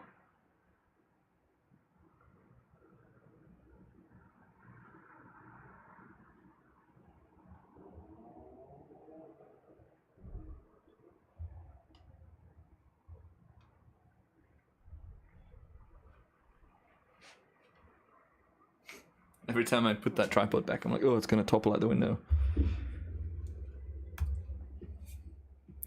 What else do I shoot other than time-lapse of landscapes? Well, in a normal world, I would get hired to shoot commercial productions for, you know, ad campaigns or brands or activations or festivals or, you know, I've shot weddings or construction. Not a lot of construction, but like more snippets of construction.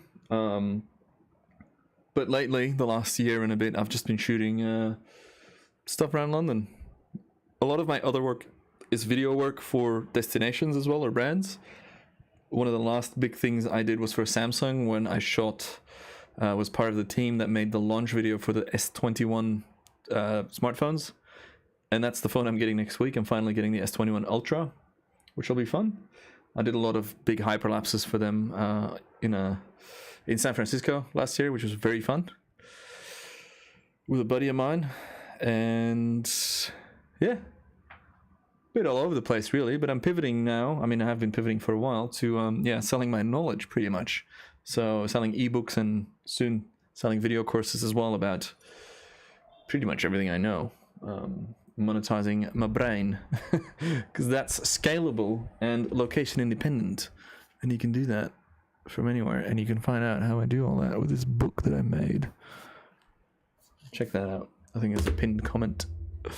I've got 2 cameras running Yosmac. This is just streaming from my phone, so I can show you what it looks like, but there's a camera running on the balcony.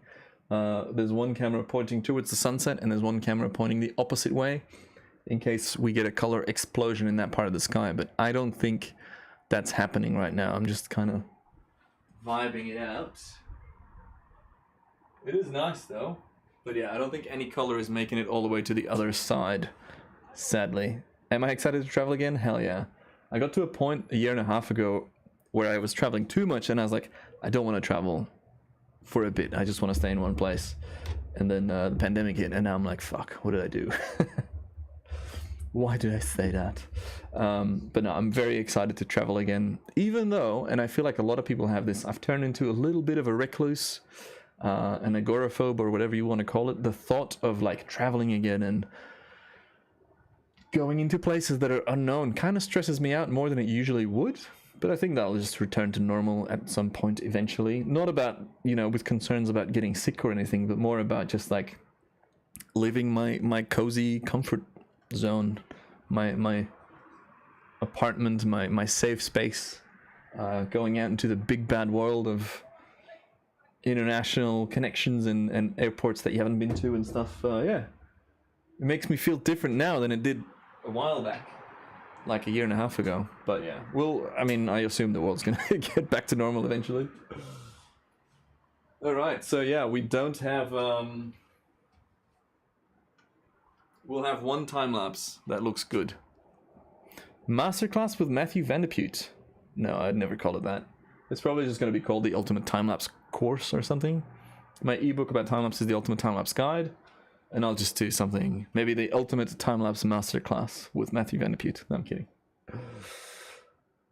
Plus, I think Emmerich's got Time-Lapse Masterclass or something like that. So I'd be kind of stepping on his toes there, which I don't want to do because, you know, he's a nice guy.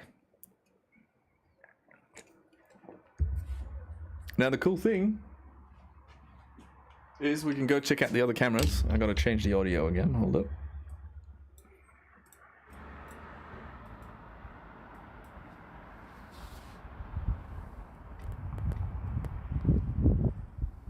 Is that too loud? No, that's fine. Okay.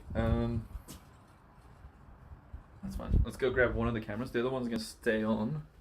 We'll let that one run, but we can render the first shot. We can have a look at what that looks like. So this shot will render in a second. I'll show you. There's not any color here. It could have been epic. It could have been really nice. Oh, and I can actually show. Oh shit. I fucked up. I just heard my light go down. Whoops. Because of the wind.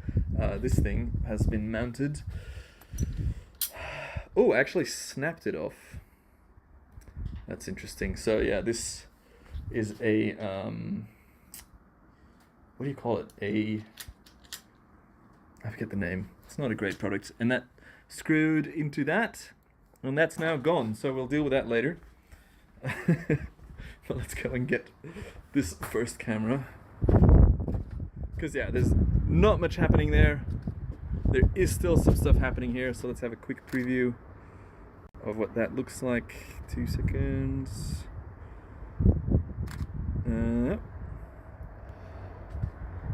So that's still looking nice. But this one's done. So and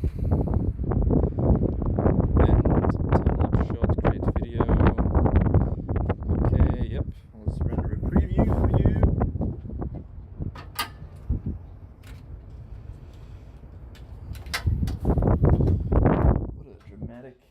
What a dramatic stream.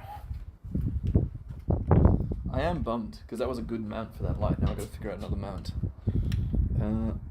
Main cam. The Ultimate Masterlapse Time Class Guide. Jesus. I like that. R.I.P. light.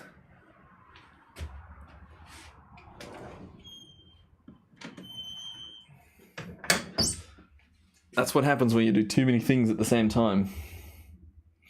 Alright, I'll offload this file real quick. And then we'll keep the other camera, the other render for the next stream. See you, Caroline. Thanks for joining. Great to see you around. Have a fantastic weekend as well.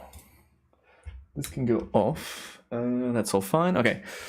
God, it's so weird in here now. It's so blue.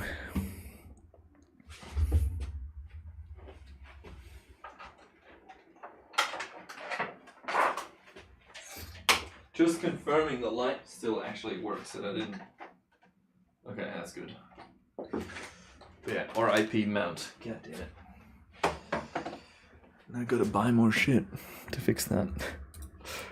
Okay, let's have a look at this clip. Rainstorm. Let's just put it in that offload folder. Screen. This is the render of the shot looking at Canary Wharf. I shot it in a flat profile because I'm making a video soon about the presets that I made.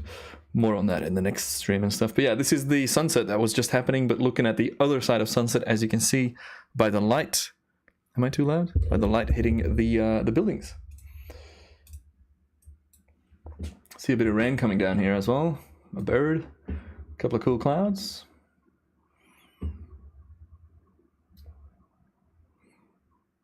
That's a bit of the glow that we got, and then they would keep going, but yeah.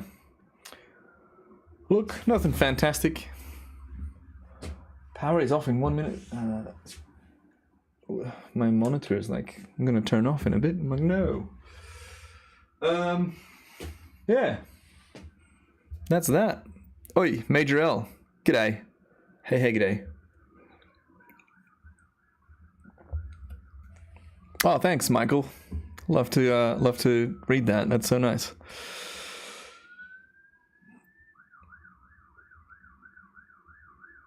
Okay, so I'll check out the moon stuff for tomorrow. But yeah, most often I set up a sunrise shot anyway, because I've got the space for it and it just shoots by itself really. But I got to figure out where the moon's gonna set, which probably is, because I saw it last night. It was pretty high up. It'll set around where the first camera is shooting right now. So yeah, look, this is a shot. I would just trash it. There's no value in this shot for me. What's the point of keeping this? I could make it look a lot nicer by changing by color grading the raw files, but even then, I mean, you see the you see this area here? That's kind of cool. That could be quite dramatic, the rain coming down, but it's not an interesting enough shot for me to keep, so I might just delete those. That's something I started doing recently, deleting time-lapse files, which I just have so many now that, you know, if it's not a good shot or a banging shot, I'll just delete it. And look, we're not actually, I'll get the other time-lapse. We'll keep it for this stream and then I'll end it, but that's very true, and I actually write about that in my time-lapse book as well. Like, don't forget to look behind you when you're shooting a sunset, because most often there's some really cool stuff happening there. Let me go and get the other camera. Let's review that clip, and then we'll finish the stream. So stay tuned. Where is the camera here?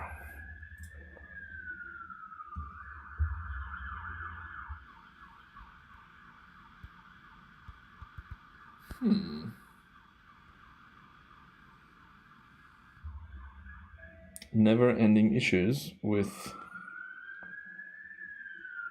There we go. Boom. Ooh, that's some harsh lighting. Da-da-da-da-da. Let's pick up these empty beer cans. Let's go get the camera.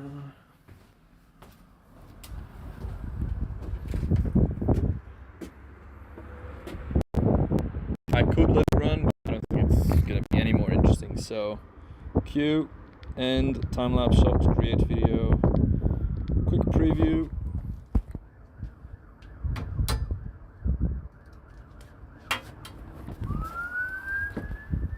And just like that, it's rendering.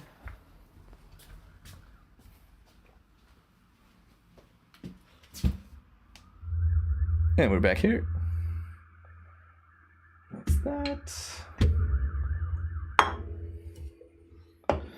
Creating video. That's alright, Arian. And we can upload that in here as well. Okay.